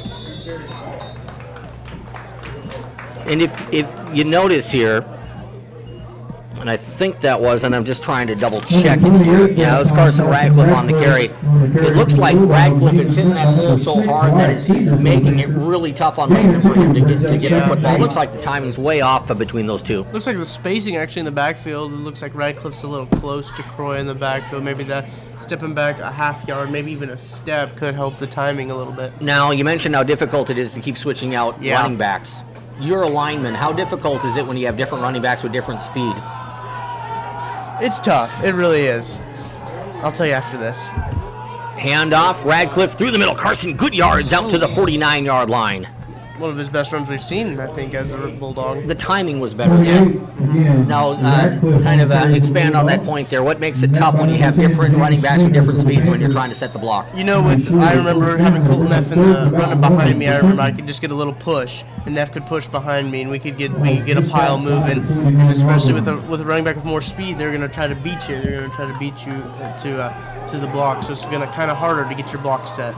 For 3rd and 1 for the Bulldogs. Keeper by Croy. Lathan's been very effective at those quarterback sneaks. Polo's really hitting hard with that defensive line. To the Panthers' credit tonight, they are making life difficult on the Bulldogs to move the piles and get first downs, but Lathan got one right there. 2.5 to go in the third quarter. And it's too early with the way that teams can score points on this Polo defense. You just don't know when stuff like that's going to happen, but it seems really important here for the Bulldogs to get points on this drive. And as little as it may seem, that first down is kind of a confidence builder for this Bulldog offense. Radcliffe behind Croy. Lathan with the snap, hands it off to Radcliffe. He explodes through the middle and is ahead to the 43-yard line. That was blocked well.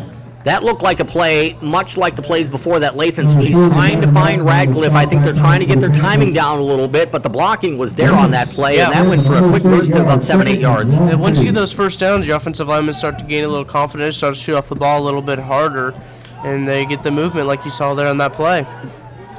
That's just a crease between your center and your left guard, isn't it? Right, yeah. Croy under center, Twins near side. Lathan back to pass. Good time. Throws the ball toward Colston. He makes a catch at the 20, and he's down to the 16-yard line. Reaching up to grab that ball is Colton Colston, taking away from Patrick Covey. Lathan put that ball high, and he let Colton go up and get that ball. I like the idea there by Lathan to hit the ball high to his wide receiver. Especially with the height difference too. It's a little bit. You can see it here from where we are, but he went up there and grabbed the ball with his hands and brought it down. That's something we saw from Trayton Campbell of South Harrison last week. 6'3", long arms, long body. Used the body to make catches. 1st and 10 Bulldogs. Croy hands it off Radcliffe. Carson through the middle to the 15-yard line to the 14. Trenton is now getting yards on this drive against Polo. That's one thing. I also see here that Polo is definitely trying to strip that football away from Radcliffe. Yeah, once you try to strip the football, you got to start to give up a little easy yards. Exactly. So yards are maybe there, but they're kind of going for broke, it looks like. Here the Polo defense. Croy with the football. Hands it off to Radcliffe, cuts to the middle, he's across the 10 and down to the 7-yard line. Radcliffe is running the ball with some authority, and let me give some credit to the guys who I so rarely give credit to, the guys that Tucker Franklin's buddies up front last year. The offensive line is getting it done. The O-line is sowing their oats here in the third quarter drive, late in the third. Yeah, they're doing a good job. Radcliffe better hold on to that ball with 2 hands, especially in this red zone with the Panther defense ripping all over him. Croy under center, Radcliffe behind, hands it off. Near the 5, maybe more like the 6. He got the first down though. It was 3rd and 1, so Trenton tried to just grind out a first down as we're down to 41.2 seconds to go in the third quarter. If Trenton scores a touchdown here, we'll have a whale of a fourth quarter. It always feels like it's going to be that way, but big difference between a 2-score game and a 1-score game. It's a matter of a possession in that point. Like you said earlier in this game, this is a game of possessions when you play Polo, and it's starting to come down to that now. Jeffrey White races onto the field, clock on the move. We're down to 30 seconds to go in the third quarter here from Bob Shearer Stadium in Polo. Trenton lines up Polo wide. Motion man is White, handoff Radcliffe, and he's across the 5, close to the 3. This isn't real pretty stuff by the Bulldogs, but Carson Radcliffe is able to get a couple of yards here and there, able to find some creases, and Trenton, just as the late Hank Stram said back in Super Bowl IV, matriculate the ball down the field, boys. Yeah, they're getting back to the gritty stuff that you know Trenton offense to be. They're right down the middle, and they're going to run this out to the end of the quarter. Polo trying to put a score up that would certainly put a shockwave through the GRC and knock off the first place Trenton Bulldogs through 3 quarters. It is Polo 26, Trenton 14. We're back to Bob Shearer Stadium in a minute on Hot Country Z 101.7.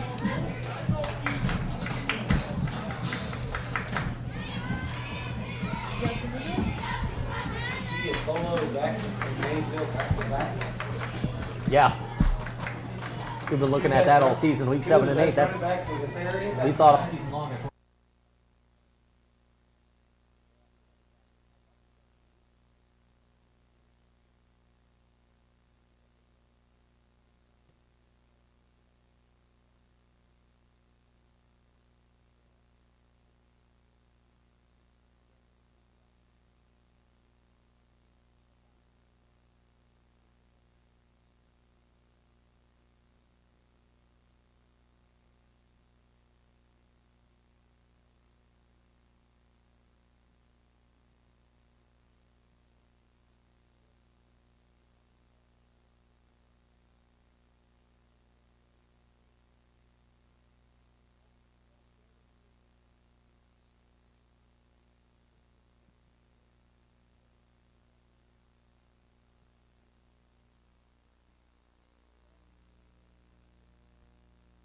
I go watch him coach.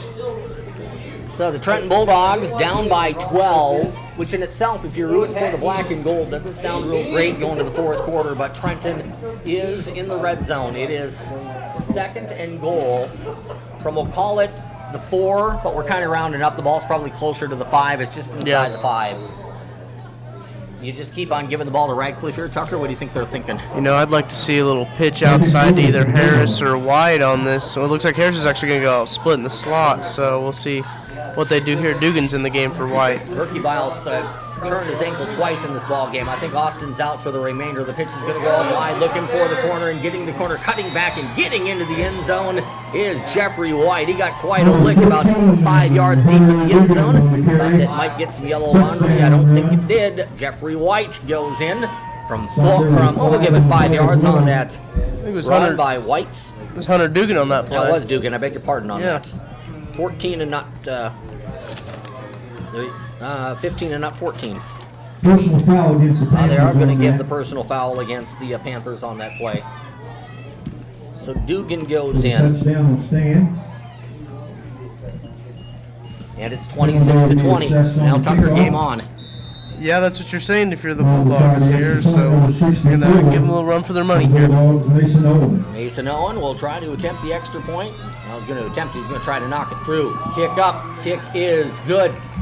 We're 4 seconds deep into the fourth quarter. The Bulldogs on a touchdown run. An extra point are within 5. It's Polo 26, Trenton 21. Kickoff is 30 seconds away on Z101.7.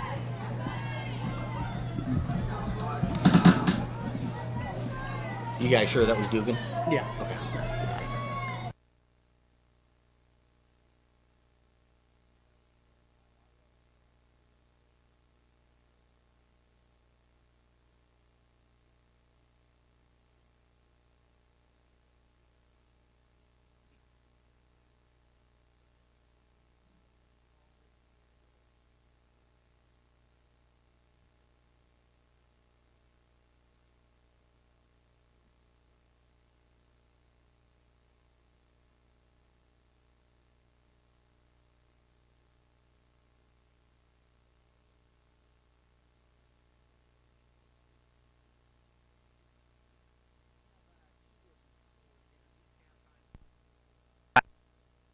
It was 0-0 over on KTTN.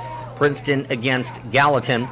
And South Harrison and Milan, we do not have the score. It was at 20 to 8, 22 to 8. Maysville over Putnam County. 20 to 8. Okay, and that was late second quarter, so that was a good 45 minutes ago. We'll try to get updates on those. Trenton's going to kick off here after this 15-yard penalty tuck from the Polo 45-yard line. If Trenton wants to go for an onside kick, they can do it and not give up a ton of field position. Yeah, it wouldn't be a bad idea from the Bulldogs here, actually.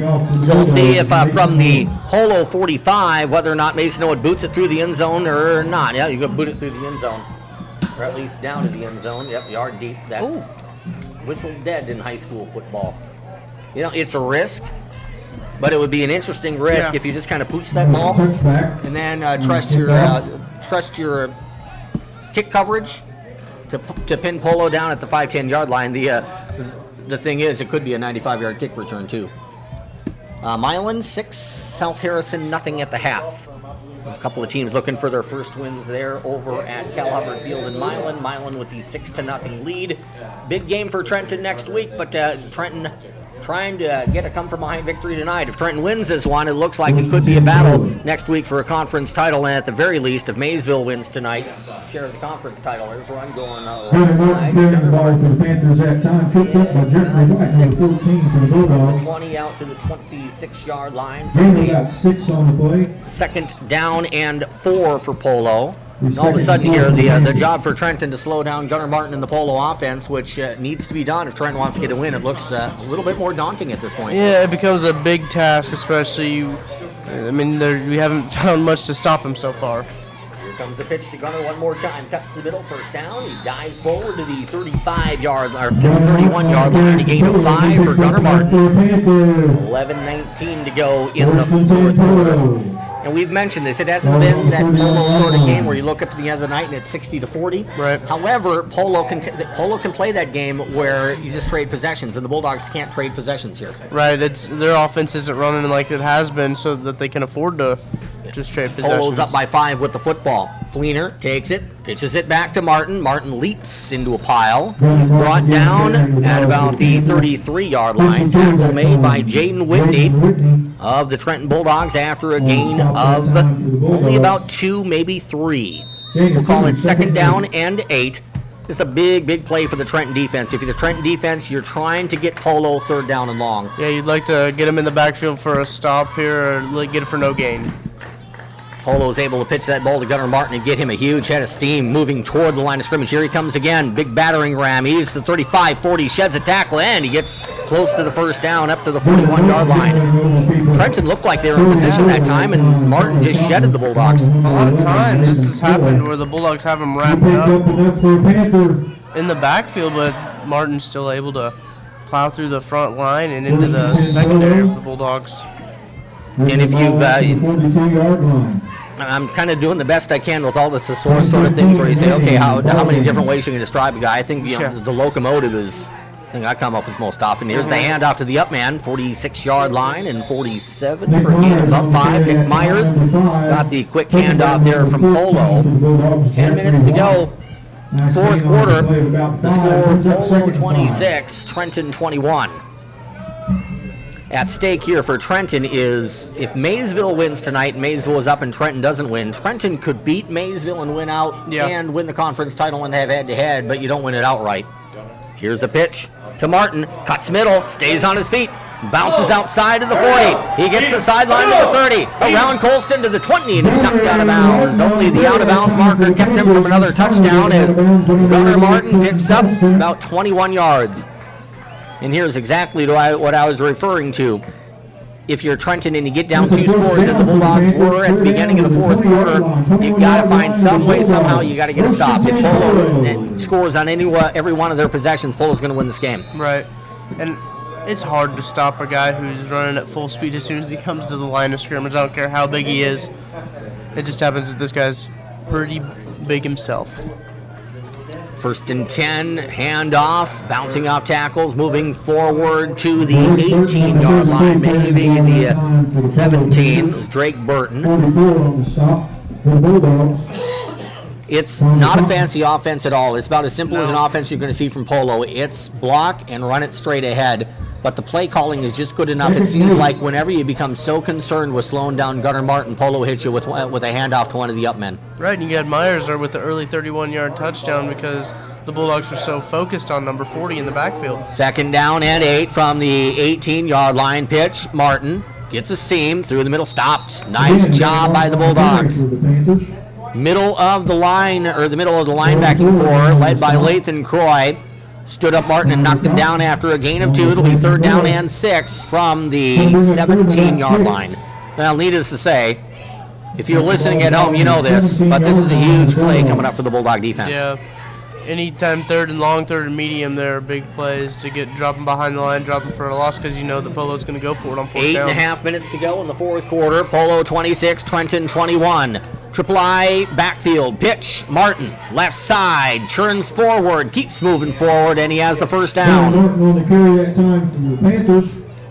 That's what we see from Trenton backs. I saw that from Colton Neff. We've seen that from Austin Berkey-Bile all this year. You fall forward and you just keep on moving that pile and you get first downs that way. First and 10, Polo. I think it's first and 10 from just outside the 10-yard line.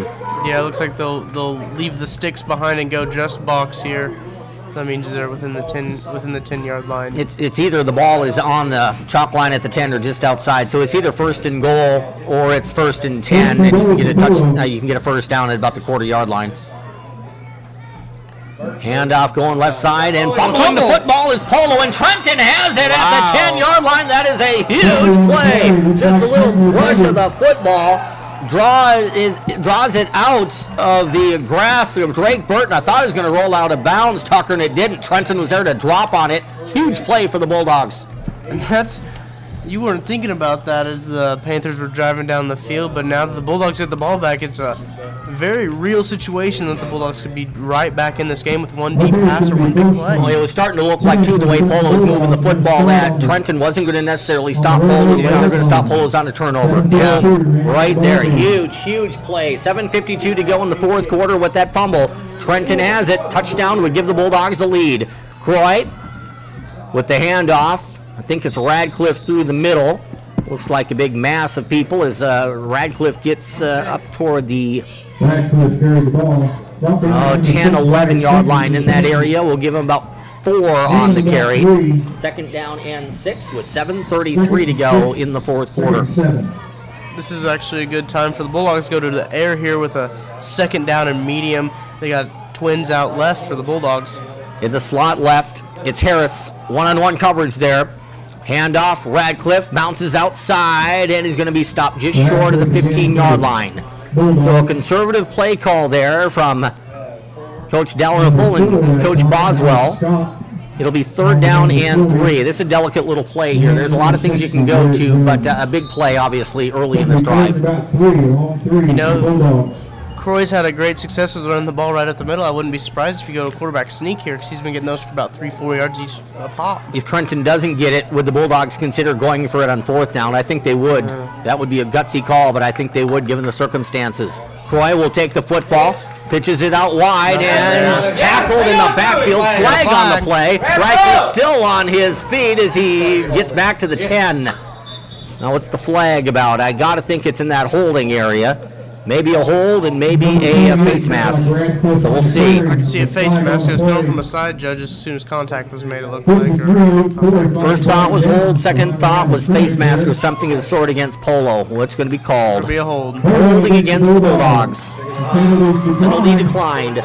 Now this pretty much takes the thought process of a go for it on 4th down too. You can go for it within reason. I don't know if 4th and 8 is within reason. I wouldn't think so, especially this deep in Polo territory. Polo's moving the ball well, but you got to lean on your defense at some point. Yeah, you have to say that you have to show you trust your defense, but it looks like they're going to go for it. You know, that's interesting if they do. It might indicate how worn out the Trenton defense is trying to stop Gunnar Martin. Rolling the dice here, so to speak. 4th and 8 from the 10-yard line. A huge play here would give Polo the first down in the red zone. Here's Croy. Throwing the ball toward Colston. Makes the catch! Wow. A huge play by Colton at the 39-yard line. I've heard guts of a burglar before, but what a gutsy call by Brandon Boswell. Unbelievable call to go slant pattern up the field and hit a 29-yard strike to Colton Colston, who is continuing to have a huge night. I'm honestly speechless right now. I can't believe that they decided to throw it in 4th in their own end zone, basically. Oh, my goodness. You can understand why they did, but it's still really gutsy. Oh, yeah. 1st and 10 Bulldogs scrambling to get into position. Croy under center. Fumbles the football. That ball is loose. Lathan got it back, and he scrambles forward for a yard. Tackled by number 53, Luke. They're still trying to get the fumbles and the foibles out of the system, but I believe Layson showed once the ball went down, he was quick as a cat to get on it and get a yard, maybe even 2. It's too late in the season to be fumbling the ball and center exchanges and mesh points, and we've seen 2 of those today, and that's not something you want to see if you're Coach Boswell. 5.5 minutes to go in the 4th quarter. Trenton trying to pull one out of the fire. Down at Polo, 26-21. Croy gets the call from Coach Boswell on the far sideline. Lathan hands it off, and Radcliffe's going to be stopped at the original line of scrimmage, back at the 38-yard line. Trenton's not getting a lot of push from the front line right now. No, and I think it's a little. They got to feel a little different with Berkey Ball not in there. I'm trying to find him over there on the sidelines. He may be back on a bench, but we can't see with that line of Bulldogs right by the line sticks. of guys in white uniforms. Yeah. It's 3rd down and 9 at the 39-yard line. Bulldogs, I thought, got a pretty decent spot there. Croy will go under center. Lathan rolls out to his left. Under pressure, spins, sacked. Sacked at the 31-yard line. So Trenton went for it on 4th and 8 from the 10. Are they going to go for it on 4th and 17 from the 31? Well, that's a good question. Well, and to be quite honest, too, They're going to go for it. yeah, time's becoming a factor really, really fast Yeah. here. We're down to 4:15 to go in the 4th quarter. What does Trenton do? They're going for it. 4th and 17 Timeout, from the Bulldogs. 31. Timeout, Bulldogs. This will be the last timeout of the ballgame. Polo up 26-21. 4:08 to go. We're back in 30 seconds on Z101.7. You put Colston out there.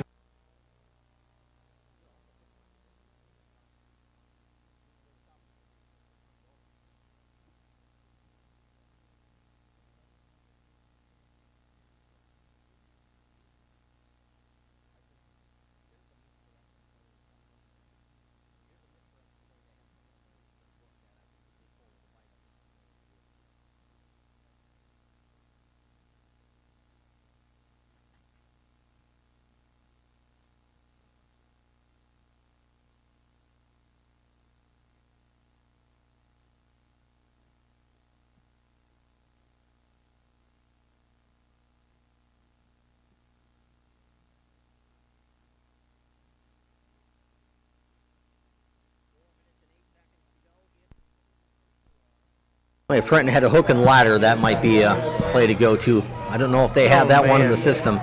They need to pull something out of the fire here. Maybe some sort of a misdirection play to fool Polo and open up the field. Croy, back to pass. Throws the ball toward Colston. He makes the catch again at the 40. He got by the double team and he reels it in at the 40-yard line. That will be a passing play of 27 yards and another Trenton Bulldog first down. Unbelievable. Give it 29 instead of 27. Frustrating Polo. They can't stop Colston tonight. You see those 88s, and this reminded me of Des Bryant for the Cowboys. He's going up there and making all those catches. I don't think he's dropped one yet. I don't think everything he's been targeted, he's caught. I'll tell Colton next week that Tucker said he reminds him of Des. Bryant, He'll like that, yeah. I'll throw up that X here in a minute. Quite the compliment. Yeah. Twins near sideline for the Dogs. Croy keeps in. Play whistle dead on a flag. False start, Bulldogs. Illegal procedure against the Bulldogs. So a false start against Trenton will make it 1st and 15. We know this about Trenton's offense. Those are only 5-yard penalties, but when you're a run-heavy offense, it kind of grinds out first downs. Those can be killers. Why not just throw the ball? Since Colston can catch everything, it seems like. Just oh my goodness. Make it life too difficult. Just send 88 in a fly pattern and throw it to him. This is the best game he's had as a Bulldog, and we started to say that earlier this quarter. No question about it. He's had, you might be, what was he at, 7-8 catches? Colston? Six, yeah. All of them over 10 yards. Oh, definitely. 1st and 15 Bulldogs, 3.5 to go in the ball game. Motion man. Handoff goes to Harris, going right side. Oh, almost broke the tackle. He's brought down at the 42-yard line. That was a little bit of the misdirection I thought we'd see on one of those 4th down plays. That almost went for a huge yards. Yeah. I was even going to say a touchdown. That was not very far away from Spencer breaking that one. I like the play call. It definitely mixed it up a little bit. You haven't seen Harris get the ball in the second half yet. That was actually his first carry in the second half, and to get Spencer the ball will be interesting here. Dugan is on the field. He scored earlier in this quarter. He's lined out wide to the right. Harris in the slot to the left. Radcliffe behind Croy, 2nd down and 13. There's a fake pass and a play. Looking for Colston. That ball's going to be oh my goodness. Colston again. He makes the catch at the 16-yard line. Okay, so Colton's making catch after catch after catch, but somebody's throwing him the football. This is the best game that Lathan's Croy had. Is the Trenton Bulldogs. You know, when you see a receiver making all these catches like this, you forget about the quarterback, but it's the guy who has the ball and who's throwing it to him who's making these great ways for. He's putting air onto the football, and Lathan's giving Colton a chance to go get the football, too. Wow. He's putting it where his receiver can catch it. They have symmetry going tonight. 11 and 88. 2:34 to go in the 4th quarter. No timeouts left for the Bulldogs either in the second half. Guys, it looks to me like Trenton's trying to score and not give Polo any time to come back. That's what you want to do right here. There's some strategy involved here, it looks like. 1st and 10 Bulldogs from the 18.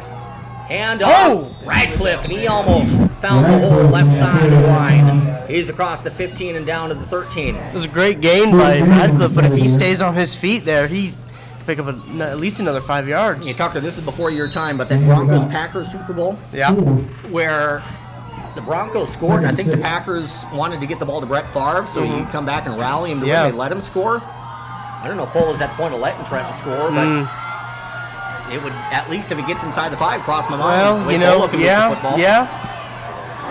I don't know if they have very many timeouts left either. 2nd down and 6 from the 15-yard line. Croy back to pass, slant pattern, catch at the 10 to the 5 and down to the 4 on a hard hit is Dugan. Dugan got smacked at the 4-yard line. We're down to $1.35 to go in the 4th quarter. I don't know what folks paid to get into this place tonight. Probably that, $5 to $10 to get into the high school football game. It's worth the price of admission. This is the best game you'll watch all season. Class 1, Class 2 football. I guarantee it. This Grand River Conference stuff is pretty fun. Tucker is definitely jealous. Oh, yes. 1st and goal, Bulldogs from the 4. Croy takes the football, hands it off to Radcliffe through the middle for the goal line to the 1. He gets into a big pile of bodies, and it's going to be 2nd down and goal, Trenton from the 1. Trenton's trying to score. The Bulldogs are also trying to score and not give Polo any time. This is actually working out with the clock going under a minute. You got to get points on the board, but this is working not too bad if you're a Trenton Bulldog. Yeah. You almost want to milk the clock a little bit more before you punch it in, but the question is, can you punch it in? Trenton also has no timeout, so they need to get plays off. They can't take timeouts if that clock is running. 42 seconds to go in the contest. Watch Troy up the middle. Down by 5. Troy, quarterback sneak to the goal line. He is in, I thought. No, not sure. He's down. Get him on the ball. Get him on the ball. 30 seconds to go. Racing onto the field for the Bulldogs is Jeffrey White. Just inside the one, it looks like. Troy with 22 seconds to go. 3rd and goal. He's up to the line of scrimmage. It's a fumble, and the ball is loose. Touchdown by Troy at the 1. Ball start, Bulldogs. Ball start against the Bulldogs. The lack of a timeout really hurt Trenton right there, Tucker. You know, the offensive line was thinking they got to hurry, we got to get everything going. One guy just jumped a little too soon before the ball was snapped, and they're actually lucky because of the fumbled snap. It's a dead ball foul. Pull it and get the ball. Stops the clock. 3rd and goal from the 6. 15.4 seconds to go in regulation. Throw it on Clock up. running Throw it again. on up. Troy takes the football. Flag or whistles on the play. Timeout, Polo. Yeah, they just signaled timeout Trenton. I thought Trenton was out of timeout. So did I. Timeout Polo. They pointed the wrong way. Okay. Press box went nuts. And I had the same thought. Yeah. Timeout Polo. Polo's thinking at this point, and this drive, Tucker, has gone from can Trenton score points and take the lead to if Trenton doesn't score points, Polo's going to win this game. This has been a crazy game. It's one of the best games I've watched as a. And the lack of a timeout here for the Trenton Bulldogs, it's really, really a huge factor over the last 2-3 minutes. Right, and you can see the Bulldogs running around. They're getting water to their guys over there. They're giving them, make sure they have a couple more plays left in them. I think you got to go to the air here. So if it's a complete pass, you stop the clock. There's 10.7 seconds. You can't stop the clock. It's at the 6. You can gamble. Yeah. Now, coach has gambled, but if you get stopped on a run short of the goal line, there's no way you can get back for another play. The game's over. I mean, you've seen 88 all over the field tonight. I wouldn't be surprised if you see him thrown up one more time. 10.7 seconds to go in the 4th quarter. 26-21 Polo. Trenton trying to pull one out of the hat here and go to 5-0 in the GRC and set up a showdown with Maysville next week. Polo's trying to end a 2-game losing streak. 10.7 seconds. You gotta think Trenton's gonna go to the air here. Troy takes the football. Throws it flat. Catch. Touchdown! Touchdown on the slant for the Trenton Bulldogs. It is Hunter Dugan making the catch. And he goes in for 6. He got just barely inside the cornerback of the Polo Panthers. Unbelievable clutch drive for the black and gold. I'm speechless at this point. I don't know if there's anything else I can say about that drive by the Bulldogs. What a drive. 27-26. This game is not over. No, not at all. 2-point conversion here. Not that Polo has a great field goal team, so maybe that's not in the equation, but you'd rather have a 3-point lead than a 1-point lead. Yeah, well, you definitely need to boot it deep. All kinds of scenarios running through your head at this point if you're Coach Boswell. Trenton will try to get the 3-point lead, go for the 2-point conversion with 7.3 seconds to go. Croy hands it off to Radcliffe, and he's knocked down at the 1-yard line. 27-26 Trenton, 7.3 seconds to go. Now we're not going to take a timeout. No. Every once in a while we'll take that timeout, and I'm sitting there counting seconds and going, we got to get it back here before the kick. Yeah. So I'm not going to risk that at this point. Oh, not at all. I think if you're Polo here, if you get the ball, you need to immediately drop. There's no way that you can afford. Serious question here, Tucker. You want to get the ball to number 40 if you're Polo. Yes, I was going to say, if you're Polo, if I'm Trenton, I'm not necessarily scared to death. No. But I'm thinking the last thing I want to see, whether it's on a kickoff or on a play from scrimmage, is Gunnar Martin with room. That's true. You don't want to see him actually get the ball at all. I'm trying to scan the field real quick and see if he's on. You would have to think he's going to be deep, but maybe Polo tries to sneak him in the middle if Trenton's going to squib it. Now, if you remember, he was actually deep at the the kickoff after Trenton scored, and he fumbled the ball. Correct. So he was loose with the ball. So we'll see what happens here. And he was not back on the second kickoff of the night for Trenton. Yeah, he wasn't back to return it, which is probably just sending him a message. He's a senior. He's the best player for Polo. Yeah. Polo needs to get a touchdown. Looks like he's an up back, actually. So they might try to sneak Gunnar Martin trying to get a little squib kick. Yeah. If I'm Trenton, though, I make it fully aware, do not kick the ball. to him. I'd kick it Out of bounds, maybe. other I'd be side of tempted field. anyway. Oh my goodness, I would not let him touch the ball. Mason Owen, where is he going to kick the ball? This is an interesting of a little strategy here on a kick I've seen. Boots it down the middle, rolls around, and it kicks around at the 15. Picked up there by Polo. Trenton is going to go on Covey and bring him down at the 25-yard line, and double zeros are on the clock, and the Trenton Bulldogs go to 5-0 in the GRC and explode off the far sideline. That is as thrilling of a win for one side and as disheartening a loss for the other as you're going to see in this sport, Tucker. That's unbelievable. I don't think I've seen that great of a college football, that good of a high school football game in a long time. So, well worth the price of admission. Yeah, it was an unbelievable comeback for the Trenton Bulldogs. I'll be honest, when Trenton was down by the one score and did not have the football and didn't look like they were going to stop Polo, I don't know if Trenton's goose was cooked at that point, but the fumble with about 8 minutes to go in the fourth quarter was huge. It allowed Trenton to, struggling defensively, to slow down Gunnar Martin. It allowed him to get within that one score. And a couple of fourth down conversions that you never see. Who goes for fourth down and 8 at your own 20-yard line with 5 minutes to go, and who goes for fourth down and 17 from your own 21-yard line with 3.5 minutes to go? Trenton did, which is, that is the most respect I've seen for an individual player, because it's respect for the Polo offense, but it's also Coach Boswell saying, I like my defense, but I don't like my chances of stopping Gunnar Martin right now. And that's the ultimate respect shown there, and Trenton had to make plays, and they made plays.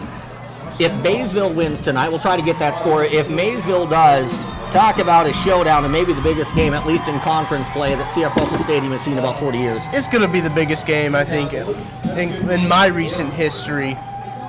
It's in CF Russell's history, I think, for the first time being in the conference since 1989, correct? It could be. I mean, you don't have the rivalry historically with Maysville. Right. And Trenton-Maysville is kind of one of those, they don't play in a lot of things, especially in football, but come next week, and this is, again, if Maysville beats Putnam County, they're up by a couple of touchdowns in the second quarter. We'll effort to get that score, but it'll be, if Maysville wins, it'll be records GRC with 2 games to go in the regular season, Trenton 5-0 and Maysville at 5-0.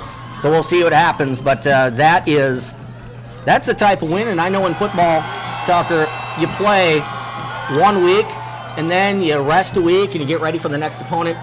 There has to be some sort of momentum that Trenton gets from this going to home next week. Yeah, especially with Maysville, you've had that game being hyped up ever since the beginning of the season, so it's going to be a big game to see for us, so it'll be a great atmosphere there. 6-yard touchdown pass. Wins it for the Trenton Bulldogs with 7 seconds to go. Trenton wins it 27-26 over the Maysville Wolverines. We're back with postgame in 2 minutes. You're listening to Bulldogs and the Panthers live from Bob Shearer Stadium on Hot Country Z 101.7.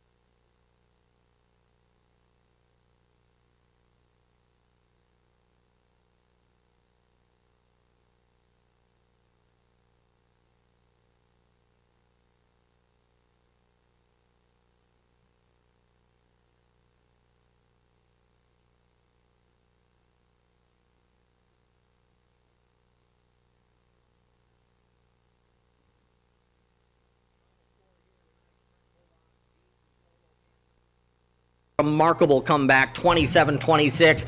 2 4th down and longs on the game-winning drive, one from the 10-yard line, the other from the 17-yard line. Colton Colston had his biggest night as a Bulldog. Lathan Croy had his biggest night as a Bulldog. Now, we're going to effort to find a score here from Maysville, because Maysville's up by a couple of scores. Last score we saw, Putnam County was up on Maysville by a couple of points late in the third quarter. So I would say with pretty good certainty here, Tuck, the Grand River Conference race is getting pretty exciting. This is something that I've never experienced before in my high school athletics, and it's quite something. I have to say that I'm missing it right about now. Well, odd game to be certain. Trenton scored 2 touchdowns tonight in the first 2.5 minutes of the first quarter, and then scored nothing else until the fourth quarter. Trenton scored a touchdown 4 seconds into the fourth quarter, and then a touchdown to win it with 7.5 seconds to go.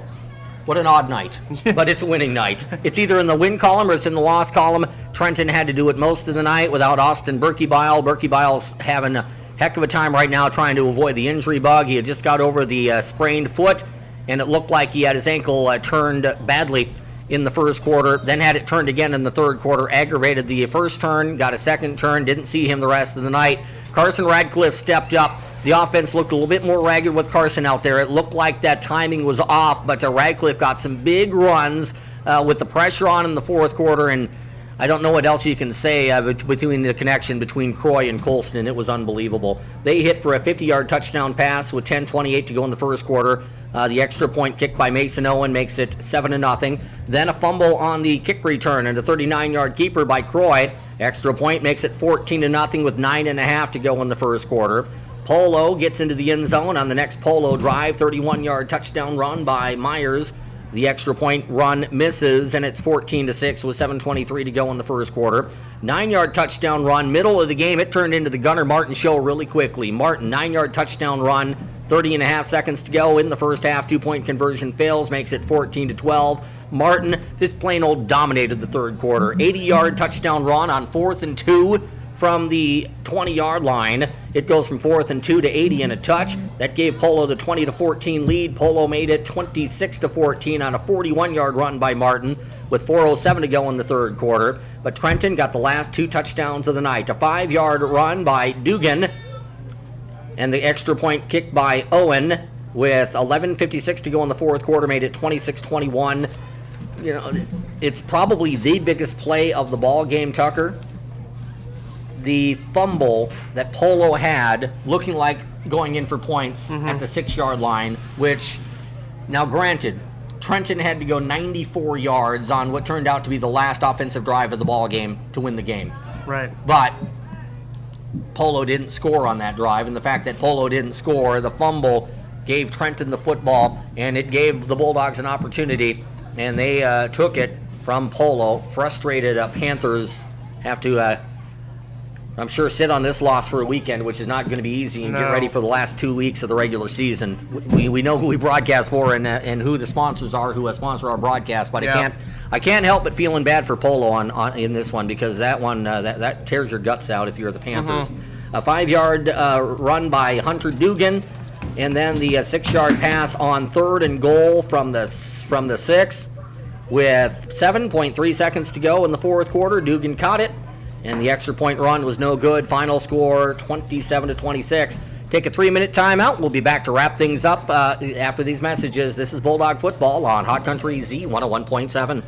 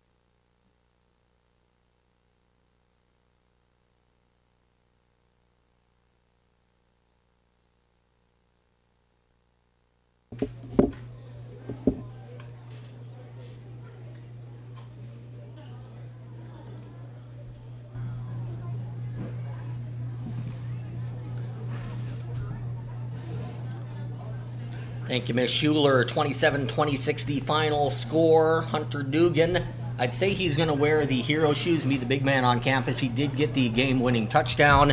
But when you look at it, too, Maddie, we may have to switch to phone here. We're going to have Tucker give the final game stats. So we may have to switch to phone. We're just having trouble with our connection here in post-game. I think we got a lot of folks out in the parking lot trying to get our signal here. 27-26 the final score. I was going to say Hunter Dugan, big man on campus, getting the 2 touchdowns in the fourth quarter. However, Colston has to be in that conversation a little bit, as does Lathan Croy, the entire team. They went 94 yards in the final 4.5 minutes of regulation to win the game on that 3rd and goal pass to Dugan. What do we have, Tucker? First stats for Polo, Gunnar Martin had 3 touchdowns with 308 yards. I found that very impressive for Gunnar Martin. I'd see him in the All-State conversation even this year. Well, and we don't say this to be flippant about it. Trenton's run defense is really good. Right. And to get 308 yards against Trenton's run defense is really impressive. Yeah, he ran all over with wherever he wanted to go. That's where he went. And for the Bulldogs, Lathan Croy was 11 for 13 passing, 2 passing touchdowns, 1 at the very first part of the game, the first quarter to set the tone. Let me just interrupt you there, too, and say 11 for 13. Yeah, 11 for 13. That's really good stuff. Yes. That's a completion percentage that Alex Smith would take in 2 seconds at Pittsburgh Sunday night. Yeah, but he had 233 passing yards. Not to mention he had a rushing touchdown with 74 yards on the ground. And part of that 11 for 13 was 7 catches by Colton Colston. I do not think he dropped one. Off the top of my head, he had 187 yards. A lot of those catches in the fourth quarter, too, by Colton. Yes. He was open, but you gotta catch him, too. Right. And he was covered enough that it looked like iffy, and a couple of those catches were on 4th down. Huge night. Big guy stepped up in the fourth quarter. I almost said Mason. Sorry there. Radcliffe with 48 yards. Carson. He stepped up big in the fourth quarter, making the ball move down the field. Yes, he did. He got tough, gritty yards. Yes, he did. Yep. Impressive victory, 27-26. Trenton will host Maysville next week. Maysville Putnam County score will be part of the Maysville Putnam County score to be part of the Coke Locker Room show with Dave Miles. That will hit the air at 10 o'clock. I think the one guy with the initials BB, coach of a certain team that we know pretty well, is going to be pretty exciting. He may be a part of that show. Just going to guess at this I'd love to hear him. 27-26 final score. Trenton is now 5-2 on the football season, 5-0 in the Grand River Conference. Thanks to Maddie Williams running the board. It was kind of one of those nights, and Maddie will you get ready for these nights, because if we end up in a place where we can't get a good connection with the A system, we go to the B system. B system's phone. Her first test, she passed with flying colors. Tucker, you may keep doing this for a while if you keep bringing us wins. I'd like to. 27-26. And, of course, on video tonight on KGOZ TV, Logan Demsich. What a game and what a win. Certainly the biggest win in the return to conference play for the first time in 3 decades for the Trenton Bulldogs. We reach you next Friday night from CF Russell Stadium for Pink Out Night. Maysville Wolverines in town. This has been Bulldog Football on the Par Broadcast Group's Hot Country Z101.7. Good night from Bob Shearer Stadium in Polo, Missouri.